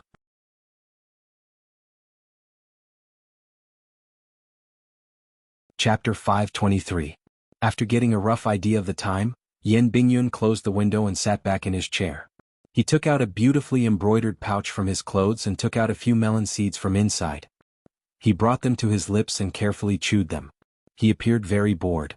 Only when his gaze landed on the pouch did he become warm and affectionate. This pouch had been embroidered by Lady Shen. Sir Yan Jr. had been particularly idle these past few days. He no longer needed to oversee council affairs, nor did he need to monitor court officials with the sensitivity of the 1st Bureau staff. Other than the daily affairs of the 4th Bureau, he did not have much to do. In the wilderness between Yanjing and Sangzhou, after Shang Shanhu had suffered a great loss at Yan Xiaoyi's hands, he had calmed down. Although the northern Qi people had submitted a letter of reprimand, the accidental injury investigation was still ongoing. There were no unusual movements in Shangjing, and Dongyi was also very quiet. These were the things the 4th Bureau had to manage. Before the emperor left the capital, The Fourth Bureau had already released enough fake news to ensure the silence of both sides. Yan Bingyun believed that given the Overwatch Council's power, even if the Northern Qi royal family and Sigu Jian knew of the emperor's tour, they would not be able to react in a short amount of time. Furthermore, he had no choice but to be relaxed.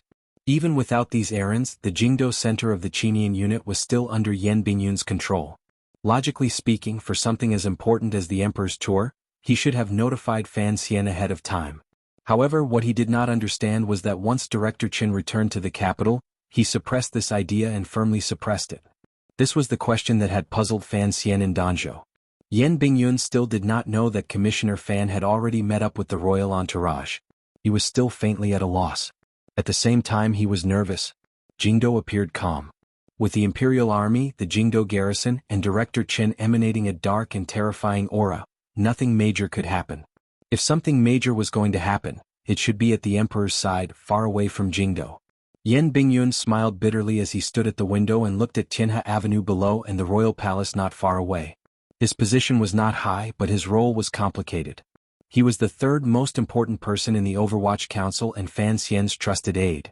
However, his father had another identity.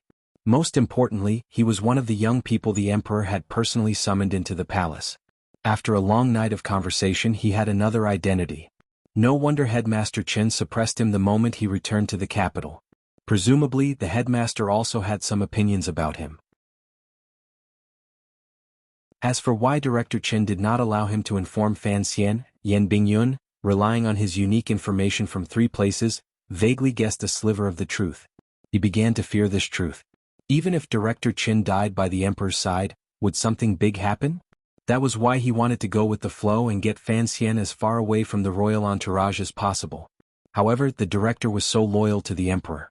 No matter how much he loved Fan Xian, how could he place Fan Xian's safety above the emperor's life and death? Ding dong, the copper bell rang. The most special homecoming signal in the Jingdo Yamens rang out. Countless hurried officials walked out of the Overwatch Council's square building. They were not busy spreading evil water. They were in a hurry to go home. Special agents were also public servants, and the people in the Overwatch Council were all civil servants. They were no different from ordinary people. Yan Bingyun didn't have much to pack. He walked straight out of the building and sat in his family's carriage. Hurrying back to the Viscount's manor, he didn't go to chat with Sister Shen. Instead, he went directly to his father's study and asked, "Is there any news from the Qin family?" Yan Ruohai glanced at his son and shook his head. "You're in charge of the 4th Bureau in the council. Is there any movement from Shao Mountain?" Shao Mountain's location was special. It happened to be at the entrance of Dongshan Road. This place was in the northeast of the Qin kingdom and not far from Dongyi. Because no one dared to pass through the dense primordial forest between Danzhou and Dongyi, the transportation between the two places mainly relied on the sea or circled around Shao Mountain. Originally, there was not much power on Dongshan Road that could threaten the royal entourage. However, Shao Mountain just happened to be on the road from Dongshan Road back to the capital. The most important problem was that the Yan father and son both knew that the old Qin master's secret trusted soldiers had been trained in that mountain. The group that had attacked Fan Xian outside Jingdo at the end of the year had been moved over from Shao Mountain by the Qin family without the court's knowledge. Shao Mountain has been quiet. Ever since that incident, the council has been keeping a close eye on it with great attention. If there is any strange movement, it cannot be hidden from us. Yan Bingyun relaxed slightly and sat down. Yan Ruohai smiled slightly and said, "What we know is what the director knows and what the emperor knows. Since the emperor dares to take 2,000 imperial soldiers to Dong Mountain to worship heaven, it is either because he doesn't think much of the people in Shao Mountain or because he believes in the old Qin master's loyalty." Loyalty? Yan Bingyun sighed. Secretly assassinating important officials of the imperial court is considered loyalty?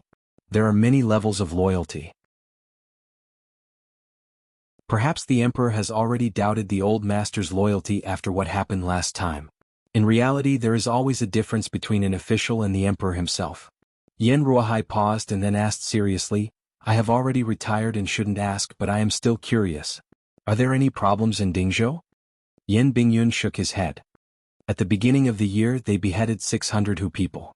They should have returned to the capital to report their success, but it is clear that Yi Zhong is also worried about the palace suspecting him, so he left the group in Dingzhou and did not return to the capital when the emperor was not present.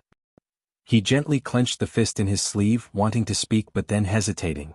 Yen Ruahai glanced at his son curiously and said, "You're not usually like this. If you have something to say, then say it." A faint suspicion rose to Yen Bingyun's frosty face. "I don't know if the emperor's safety can be confirmed. What danger is there?" Yen Ruahai furrowed his brows. "The Qin kingdom has 7 roads of elite soldiers. The 3 roads you suspect cannot get close to Dong Mountain. They are all under the council's watch. What about Yen Xiaoyi?" Yen Bingyun stared coldly into his father's eyes. It was as if he wanted to see something else in them. Yen Ruahai very naturally turned his head and avoided his son's gaze. "What about Governor Yen? There was a problem with the Zhangzhou victory." Yen Bingyun lowered his voice. "I said that there was a problem with the Zhangzhou victory. The secret agents searching for military contributions have already reported back.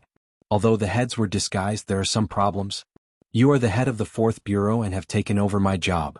You should know that although killing people and stealing military contributions is a major crime, it has never been completely eradicated, particularly when it comes to these border generals. They require the court's additional rewards to balance out the misery of the cold border," Yen Ruahai said coldly. "Besides, even if Yen Xiaoyi lied about his military contributions, what does it have to do with the emperor on Dong Mountain? Don't forget, Northern Qi's letter has already arrived. Would the Northern Qi people act with Governor Yen? That's what I'm afraid of," Yen Bingyun said coldly. Yen Bingyun coldly said, "If it was just killing people and stealing military contributions, then that's fine. If this matter has something to do with Northern Qi, then I'm afraid it won't be so simple." Yen Ruahai slowly stood up and stared into his son's eyes. Enunciating each word, he said, "Do you know what you are saying? Do you think that just because the director and the commissioner let you temporarily take charge of council affairs, you are the most remarkable person in the world? That you can see through all the tricks in the world? Even if Governor Yen and the Northern Qi people are acting, what problem is there?" "What problem?" Yen Bingyun looked at his father. A fire of anger burned in his chest. He angrily said, 5,000 people died in the Northern Expedition Army. Is this a great victory? 8,000 beheaded, I'm afraid more than half of it is fake. Did those 5,000 people die or not? If they didn't die, then where did the 5,000 people who disappeared without a trace go?" He pointed at the table and the non-existent map of the Qin kingdom's borders. He angrily said, "Father, although the Northern Expedition camp is between Zhangzhou and Yanjing, if we draw a straight line, it is less than 500 li from Dong Mountain. If these 5,000 people who should have died suddenly appear at the foot of Dong Mountain, what do we do?" Yen Ruahai furrowed his brows. After a moment of silence, he suddenly said in a cold voice, "Idiot. Although it is not far from Zhangzhou to Dongshan Road, one has to go around Shao Mountain. No one knows how many provinces they have to pass through. The distance is also more than 1,000 li. Do you think 5,000 people can go so deep into the country without a sound? What if they don't go around?" Yen Bingyun did not yield an inch in front of his father. He spoke of all the confusion that had lingered in his heart these days. If Dongyi opened its gates and allowed those 5,000 dead people to pass through the vassal states, then what? What to do 2 in a row did not make Yen Ruahai nervous. He looked at his son and smiled coldly. "Idiot. Even if those 5,000 people had truly become death soldiers as you say, even if Sigurjian was as stupid as you to open the country's gates and not be afraid of the Qing army, have you thought about it? From Dongyi to Dong Mountain one has to pass through Danzhou. No one can climb the high mountains and precipitous cliffs to the north of Danzhou." This was the truth. It was a truth that had been proven by maps, human eyes and manpower. The primitive forests and mountain peaks to the north of Danzhou were not something mortals could climb, much less an army of 5,000 people. No one has been able to climb over before, but that doesn't mean that no one will ever be able to. Yen Bingyun thought of the geography and environment. His imposing manner weakened slightly, but he still did not give up. Straightforwardly he said, "Besides, who knows if there are any secret passages in those mountains?" "Secret passages? Do you think this is a novel published by Dambo Bookstore?" Yen Ruahai laughed coldly and prepared to walk out of the study. Seeing his father's completely unconcerned expression, Yen Bingyun finally couldn't resist. He slammed his palm onto the table with a loud bang and said angrily, "I don't know if what I'm worried about is a novel. I only know that what the Overwatch Council is doing right now is a joke. Regardless of whether or not this will happen, since there is already a point of suspicion, I will report it according to the council's procedures. Why has the director suppressed this matter? Hearing these words, Yen Ruahai's body shook. He slowly turned around and looked at his son with a complicated gaze. Yen Bingyun thought that his father had finally been convinced by him. A wave of relief rose in his heart. Unexpectedly, Yen Ruahai shook his sleeve and left the study. Summoning his trusted guards, he coldly said, "The young master is not feeling well. Have him stay in the manor to rest. Don't let him take a step out." The guards accepted the order in a low voice. After Yen Bingyun paused, a chill seeped into his heart. Staring at his father's back, he suddenly thought of the conversation he had with his father a long time ago. For a moment he couldn't speak. That day he asked his father, "If, and I'm saying if, you had to choose between the palace and the council, what would you choose?" At the time, Yen Ruahai had looked at him with an amused gaze and sighed. "Silly child, naturally I would choose the council. If the old director did not have this confidence in me, why would he say so much to you?" Yen Bingyun took a step towards the door and was stopped by a guard who was highly skilled in martial arts. He did not put up any unnecessary struggle. He only sighed and asked his father, "Where are you going?" Yen Ruahai turned around and looked at his son with a smile. "Since you're sick, I have to go to the council to ask for leave for you." Yen Bingyun didn't say anything more. He was loyal to the emperor and the court. He had already done what he needed to do. After all, he was an official of the Overwatch Council. As his father's son, he could not do more. The Yi family is indeed too quiet. Yi Zhong is indeed too obedient. Offering a prisoner, such a good opportunity to enter the capital, yet he just let it go. Sitting in the wheelchair, Qin Pingping shook his head and said, "Of course he is also afraid that the palace will be wary of him and something will go wrong ahead of time." However, the second prince must be muttering in his heart. He thinks that the crown prince is about to be deposed. If the crown prince acts blindly at this time, the second prince, with the support of the Yi family, will certainly be able to hold the fort alone. He is probably hoping for his father-in-law to return soon. Right now, everyone wants to act. No one has the ability or courage to be the first to act. The old man smiled slightly as he pushed the wheelchair over from the black cloth. "If you want to destroy yourself, you must make yourself crazy. The eldest princess is crazy enough." Yen Ruahai smiled and understood Director Chen's meaning. "But you are in the capital. Even if she has thoughts, she will have to wait for news from there." Qin Pingping smiled slightly and said, "Our mighty emperor will certainly give the eldest princess a pleasant surprise. As for the news she is waiting for, she may never get it." "But what about Yen Xiaoyi's 5,000 elite soldiers?" Yen Ruahai furrowed his brows. "I still don't understand this. Even if he risked his life to save these 5,000 soldiers into the country, how would he transport them to the foot of Dong Mountain? Yen Xiaoyi's actions in the Cangzhou victory were done very well. Who would have thought that Yen Bingyun would still be able to see through it?" Qin Pingping said with praise. "This child is truly not bad." Yen Ruahai forced a smile and said, "Usually he pretends to be as cold as ice. When something big really happens, he still feels uneasy. He is not you or me. He doesn't know the emperor's plans." Qin Pingping sighed. "It is normal for him to be suspicious of you and me. After the matter, how will we explain it to the palace?" The emperor didn't want to beat the grass and startle the snake. Of course, the council cannot react to Yen Xiaoyi's actions ahead of time. Qin Pingping coughed and thought to himself that whether or not there would be an incident was the problem that needed to be considered. After Yen Ruahai left, the old cripple in the wheelchair pushed the wheelchair back to the window out of habit. Looking outside through the black cloth, the corners of his mouth twitched slightly. He thought that there was indeed a secret path from the vassal states of Dongyi through the mountains and through Danzhou to Dong Mountain.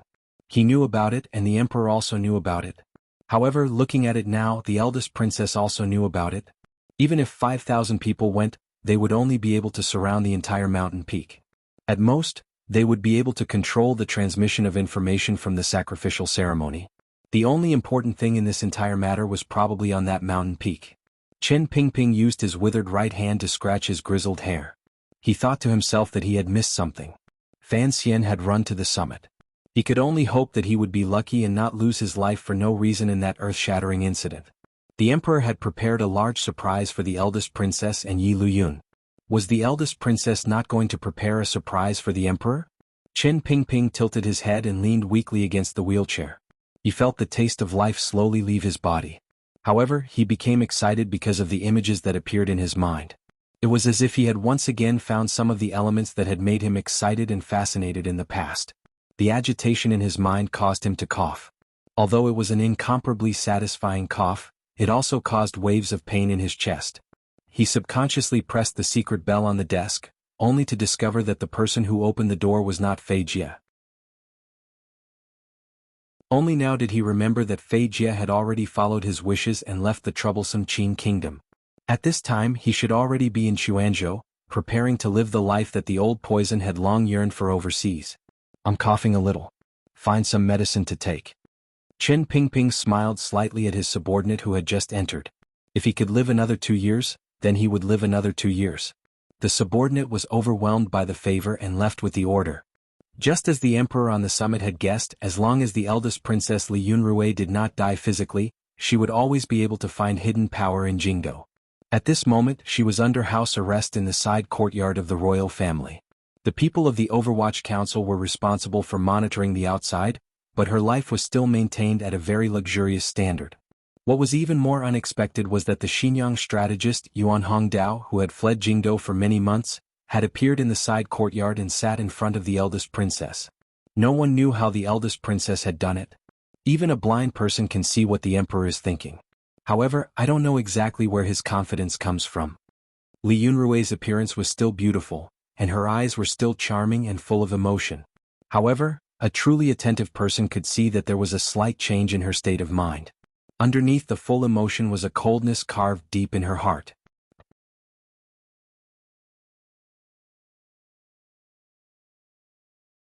Chapter 524. In the quiet side courtyard of the royal family, a guard was patrolling outside the window. He seemed to be blind and deaf, unable to hear or see anything. The eldest princess, an important target of the royal family's surveillance, was secretly plotting something with her trusted aide. He is too suspicious, so there is no need to plan anything. He will jump out and plan it himself. Li Yunrui slowly closed her eyes. Furthermore, he is very arrogant to the point that he can beat him at his own game. What nonsense! How could there be a plan? He's just playing by himself. She suddenly opened her eyes and said, "However, I am afraid that brother will be lonely, so I can only play with him." The assassination on Dong Mountain seems to have become an absurd matter on the surface. He knows I want to kill him and is waiting for me to kill him. I know he is waiting for me to kill him, but I still want to kill him. It is truly interesting. Yuan Hongdao listened to this tongue twister and looked at the smile at the corners of the eldest princess' lips. He did not find it interesting. On the contrary, he felt a faint chill. She knew that Dong Mountain was a trap, yet the eldest princess had jumped in without a second thought. Did she really think that Yi Luyun, a great grandmaster, could change the entire world? Although he had become Li Yunrui's closest strategist after Huang Yi's death, he knew that although the eldest princess seemed to have been forced back step by step by the emperor and Fan Xian these 2 years and had never been able to do anything in terms of strategy, there was not much she needed him for. Because of this, he had never figured out the details of the eldest princess' final plan. Naturally, he had no way to report it to the director and the emperor. As a strategist, at such a critical moment, regardless of whether it was for disguise or to gain more trust, Yuan Hongdao had to say some suggestions. Thus, he gazed into the eldest princess' eyes and quietly said, "Interesting.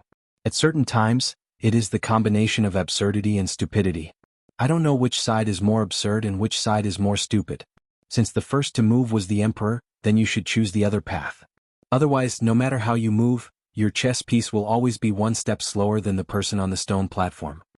The eldest princess Li Yunrui slowly closed her eyes. After a long silence she said, "The other path? You're advising me not to move for now?" "Yes." The eldest princess suddenly opened her eyes and smiled. Her smile was extremely pure and innocent. "What's the use of not moving?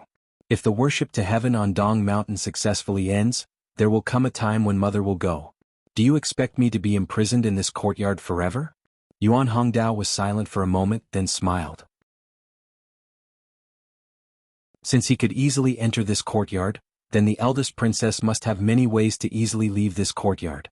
He knew that the eldest princess was only thinking about the future of the Qin kingdom. No matter how you looked at it, if the emperor did not take advantage of this opportunity to leave the capital, what chance would the eldest princess have to stage a comeback? Fan Xian. Yuan Hongdao tried to persuade the eldest princess. Before he received further instructions from the council, He wanted to delay the eldest princess's actions as much as possible. This is your chance. Fan Xian? The eldest princess became interested and smiled slightly. Even if the emperor wants to take away Fan Xian's power in the future, this will not be my opportunity. It is not as simple as taking away power. Yuan Hongdao lowered his voice and said. Fan Xian's relationship with the north is too close. Once the emperor has pacified the internal conflicts in the court, he will certainly point his blade at northern Qi. What Fan Xian will do at this time is worth considering.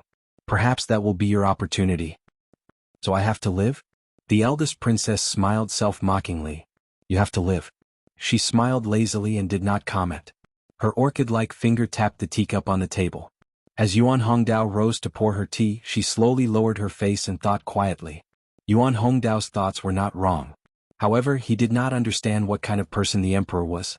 In this world, only the eldest princess, Li Yunrui, knew best what kind of person her brother the emperor was. Only she knew that the emperor was giving her an opportunity. If she did not take advantage of this opportunity, there was no need to mention any future matters. The emperor had too many opportunities to kill her, but he did not. Naturally, he hoped to use her to draw out some people. The people of the Juanshan conference who had long been hidden in court, some strange old creature. She thought to herself that if she won, it wouldn't be a big deal.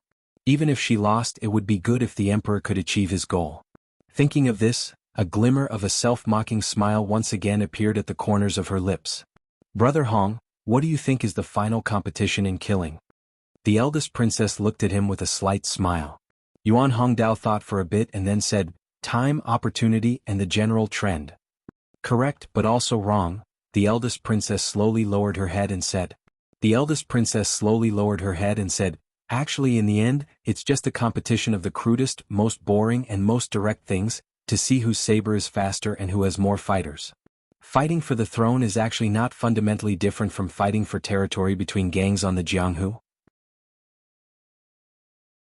The emperor is overly suspicious and thinks that he can scheme against the world, but he has forgotten one thing.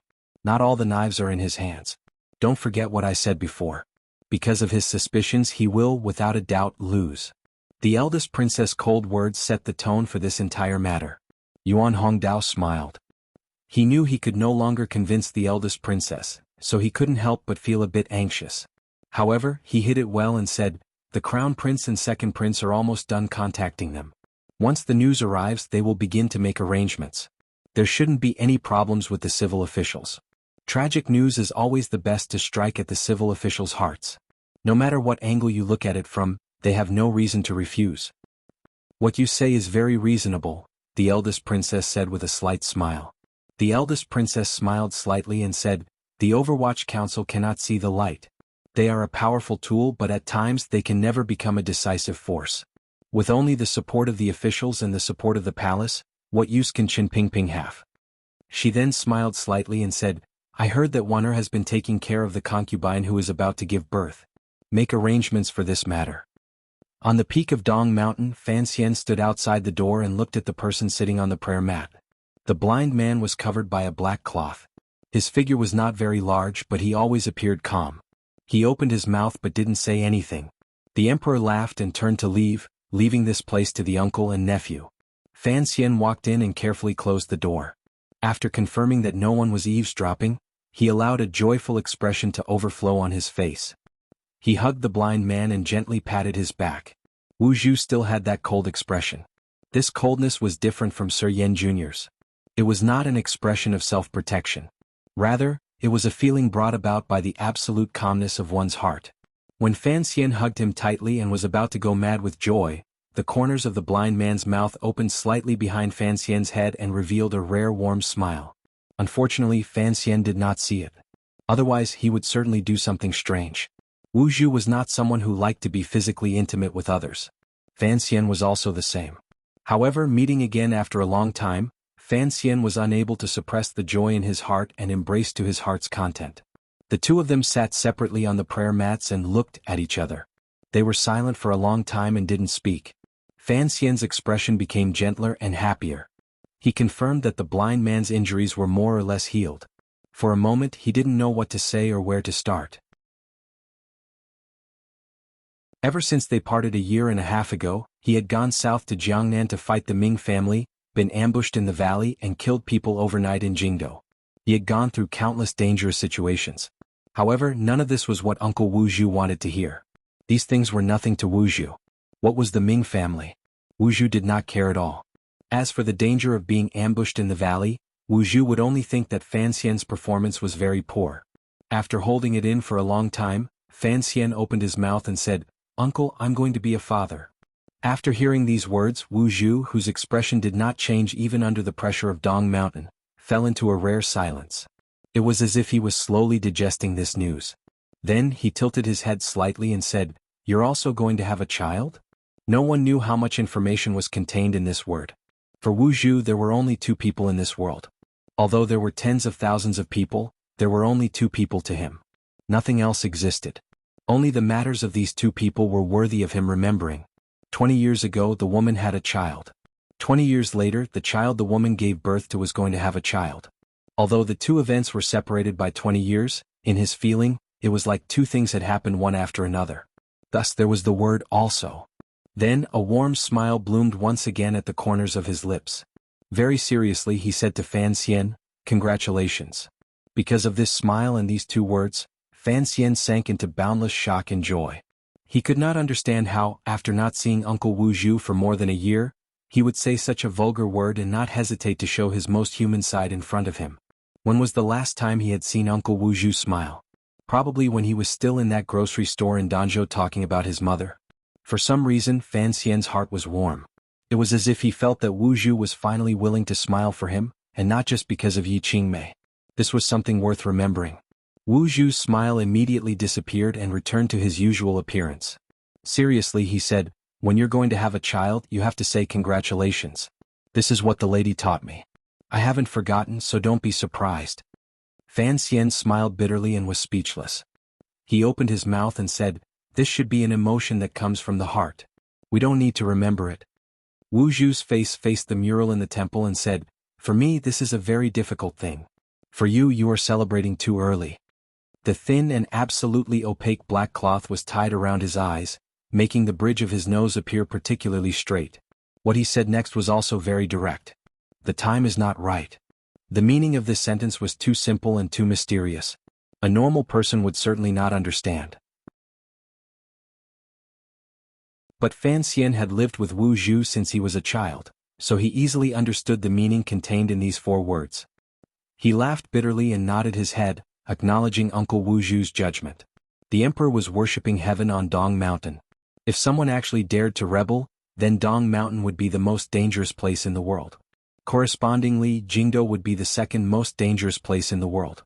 Fan Xian was far away by the seaside and had no way to worry about the situation in Jingdo.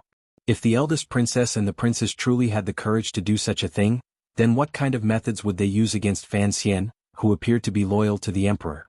Wan'er was the eldest princess' own daughter, so Fan Xian was not too worried. But what about Cece and the child about to be born in her stomach? Even if the emperor had gained a great advantage on Dong Mountain, once Jingdo fell into chaos, what kind of harm would the people in the Fan Manor, the people Fan Xian worried about, suffer? This was the root of Fan Xian's shock and worry after seeing the emperor in Danzhou. However, in front of the emperor, he could not express anything. Only after Wu Zhu directly spoke of the root of the problem did his expression reveal the true emotions in his heart. It was a heavy one. The director and father are in the capital. There shouldn't be any major problems. He seemed to want to convince Uncle Wu Zhu but also to comfort himself. The emperor has not allowed Qin Pingping and Fan Jian to control the army. This is a problem. Wu Zhu's words still did not have any inferences, only results. He lowered his head and coldly said, "If you hurry back to Jingdo right now, perhaps you can still make it in time." Even if there were people in Jingdo rebelling, they still needed a reason. They had to find a scapegoat for the emperor's assassination. Thus, the time of the change in Jingdo had to be around 15 days after the Dong Mountain incident. If Fan Xian rushed back to Jingdo now, he should still make it in time. Wu Zhu said, "It's useless for you to be here." Fan Xian thought for a moment and then suddenly said, "My purpose seems to have been completed the moment I saw you." Ascending Dong Mountain and entering the old temple, the moment he saw Wu Zhu, Fan Xian understood why the emperor had ordered him to accompany him to worship heaven, why he had stopped him in Danzhou, and why he had brought him to Dong Mountain. Just as the emperor had said earlier, Since this plan was targeted at Yi Luyun, he needed Wu Zhu's participation. Not only would Wu Zhu not leave Dong Mountain because of the emperor's plan, but even if he was on Dong Mountain, if he didn't want to attack Yi Luyun, he wouldn't attack. The emperor could order everyone under heaven, but he could not order Wu Zhu. Thus, the emperor needed Fan Xian's help to persuade Wu Zhu to participate in this matter. Presumably, you know why the emperor brought me to see you, Fan Xian said with his head lowered as he looked at Wu Zhu. You also know, Wu Zhu said. Fan Xian slowly raised his head. There was a complicated expression on his face. A moment later he said, I've been in the capital for 3.5 years. I've done many things. In reality, I know that these things were all done by someone using me. Now, those people are using me to use you. It's fine with me because I have my own desires. But you have no desires in this world, so this is unfair to you. There is no such thing as fairness or unfairness in this world, Wu Zhu said calmly. What is important is whether or not this matter benefits you. Fan Xian noticed something strange. After being separated from Uncle Wu Zhu for more than a year, the blind uncle seemed to be much more talkative than before. His expression was much more varied.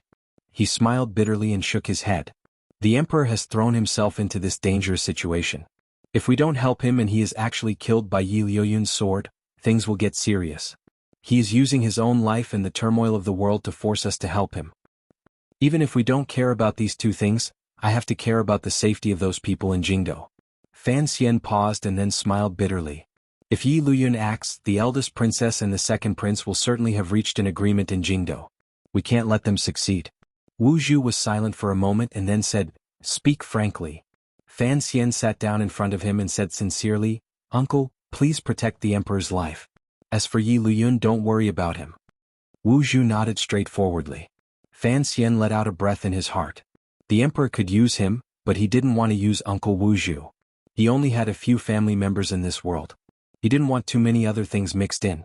Letting Uncle Wu Zhu act did not mean that Fan Xian wasn't worried about his safety. The strange activity before the heaven worship would certainly be the greatest tremor in this land in 20 years. Even if Uncle Wu Zhu had the cultivation of a great grandmaster, he might not be able to get away with it. However, Fan Xian was not very worried because this temple was on the precipice of a high mountain. Even if Uncle Wu Zhu lost in the end, he could just jump into the ocean. With this trick, Yi Luyun and those big shots would not be able to catch up even if they whipped their horses. I should go down the mountain right now, Fan Xian said with his head lowered. In the major event that was about to happen, he didn't have much right to speak. Furthermore, in the depths of his heart, he didn't want to follow the emperor in this crazy risk. He knew that the emperor probably wouldn't let him leave the mountain. Only by using this method of kidnapping hostages well could he move Uncle Wu Zhu to work for him. If Yi Luyun's sword occasionally turned and pointed at Fan Xian, Wu Zhu would have no choice but to act even if he didn't want to. If the other party makes a move, it will certainly be before the heaven worship is complete. In a moment, I will try to convince the emperor to let me leave the mountain. Fan Xian furrowed his brows. After this matter is over, please come find me as soon as possible. Speaking of this matter, he looked at Uncle Wu Zhu's face and asked in a daze, I don't know what is so special about the heaven worship ceremony or what symbolic meaning it has, but I am curious. Uncle, have you been recovering on Dong Mountain this year? Wu Zhu nodded. Everyone says that the Great Dong Mountain is magical. Is it true? Fan Xian looked at the black cloth on his face and asked with furrowed brows. Wu Zhu opened his mouth and said, I don't know if it's useful for those people's illnesses, but it's very beneficial for my recovery. Fan Xian's heart trembled slightly. He didn't quite understand these words and asked, Why? The yuanqi on Dong Mountain is thicker than anywhere else in the world, Wu Zhu said. Fan Xian's brows furrowed even tighter. I can't feel it. You can only feel the jinqi in your body, Wu Zhu said. The yuanqi between heaven and earth is not so easily captured. He paused for a moment and then said, He once practiced Western magic. He should be able to feel it. Fan Xian was silent. He suddenly thought of the two useless sorcerers who had occasionally appeared in his life. He seemed to have vaguely guessed something, but he was unable to connect all the clues together. Magic? This was such a distant and unfamiliar term. When he was young, he had once thought of cultivating magic, but on this land, no one was proficient in it. Even Ku He, who was more of a collection and research of theoretical knowledge. The night gradually deepened. The temperature at the top of the mountain slowly dropped. The insects in the grass were so cold that they stopped chirping. A somber aura gradually condensed between the temples. Fan Xian raised his face in a daze and looked at the murals painted on the four walls of the temple. The pictures were similar to those in the Qing temple in Jingdou. It made him slightly absent-minded. Fan Xian was filled with curiosity toward the temple and the Qing temple that followed its style. He had wanted to ask Uncle Wu Zhu, but the pressing situation made it impossible for him to stay for too long. He stood up and bowed to Wu Zhu. Lowering his voice, he said, "On this mountaintop, it doesn't matter who dies, but you cannot die." Wu Zhu didn't reply. He tilted his ear and then extended his right hand from his sleeve. He pressed it directly to the ground and didn't move at all. A moment later, Wu Zhu quietly said, "You won't be able to get down the mountain." "You've convinced him." The emperor held his hands behind his back and stood at the edge of the pitch-black cliff. There were clouds in the sky, hiding the moon behind a thick layer of clouds. The distant blue ocean below the cliff was suffused with a dark color like ink. One could faintly see one or two weak spots of light. They should be the Jiaozhou Navy's escorting ships. Fan Xian walked behind the emperor and furrowed his brows slightly. In the afternoon he had almost fallen off. How exactly did the emperor train his courage? However, the situation was urgent. He didn't reply to the emperor's question. Straightforwardly he said, "Your Majesty, there are riders attacking from the foot of the mountain." The emperor slowly turned around with a slight smile on his face.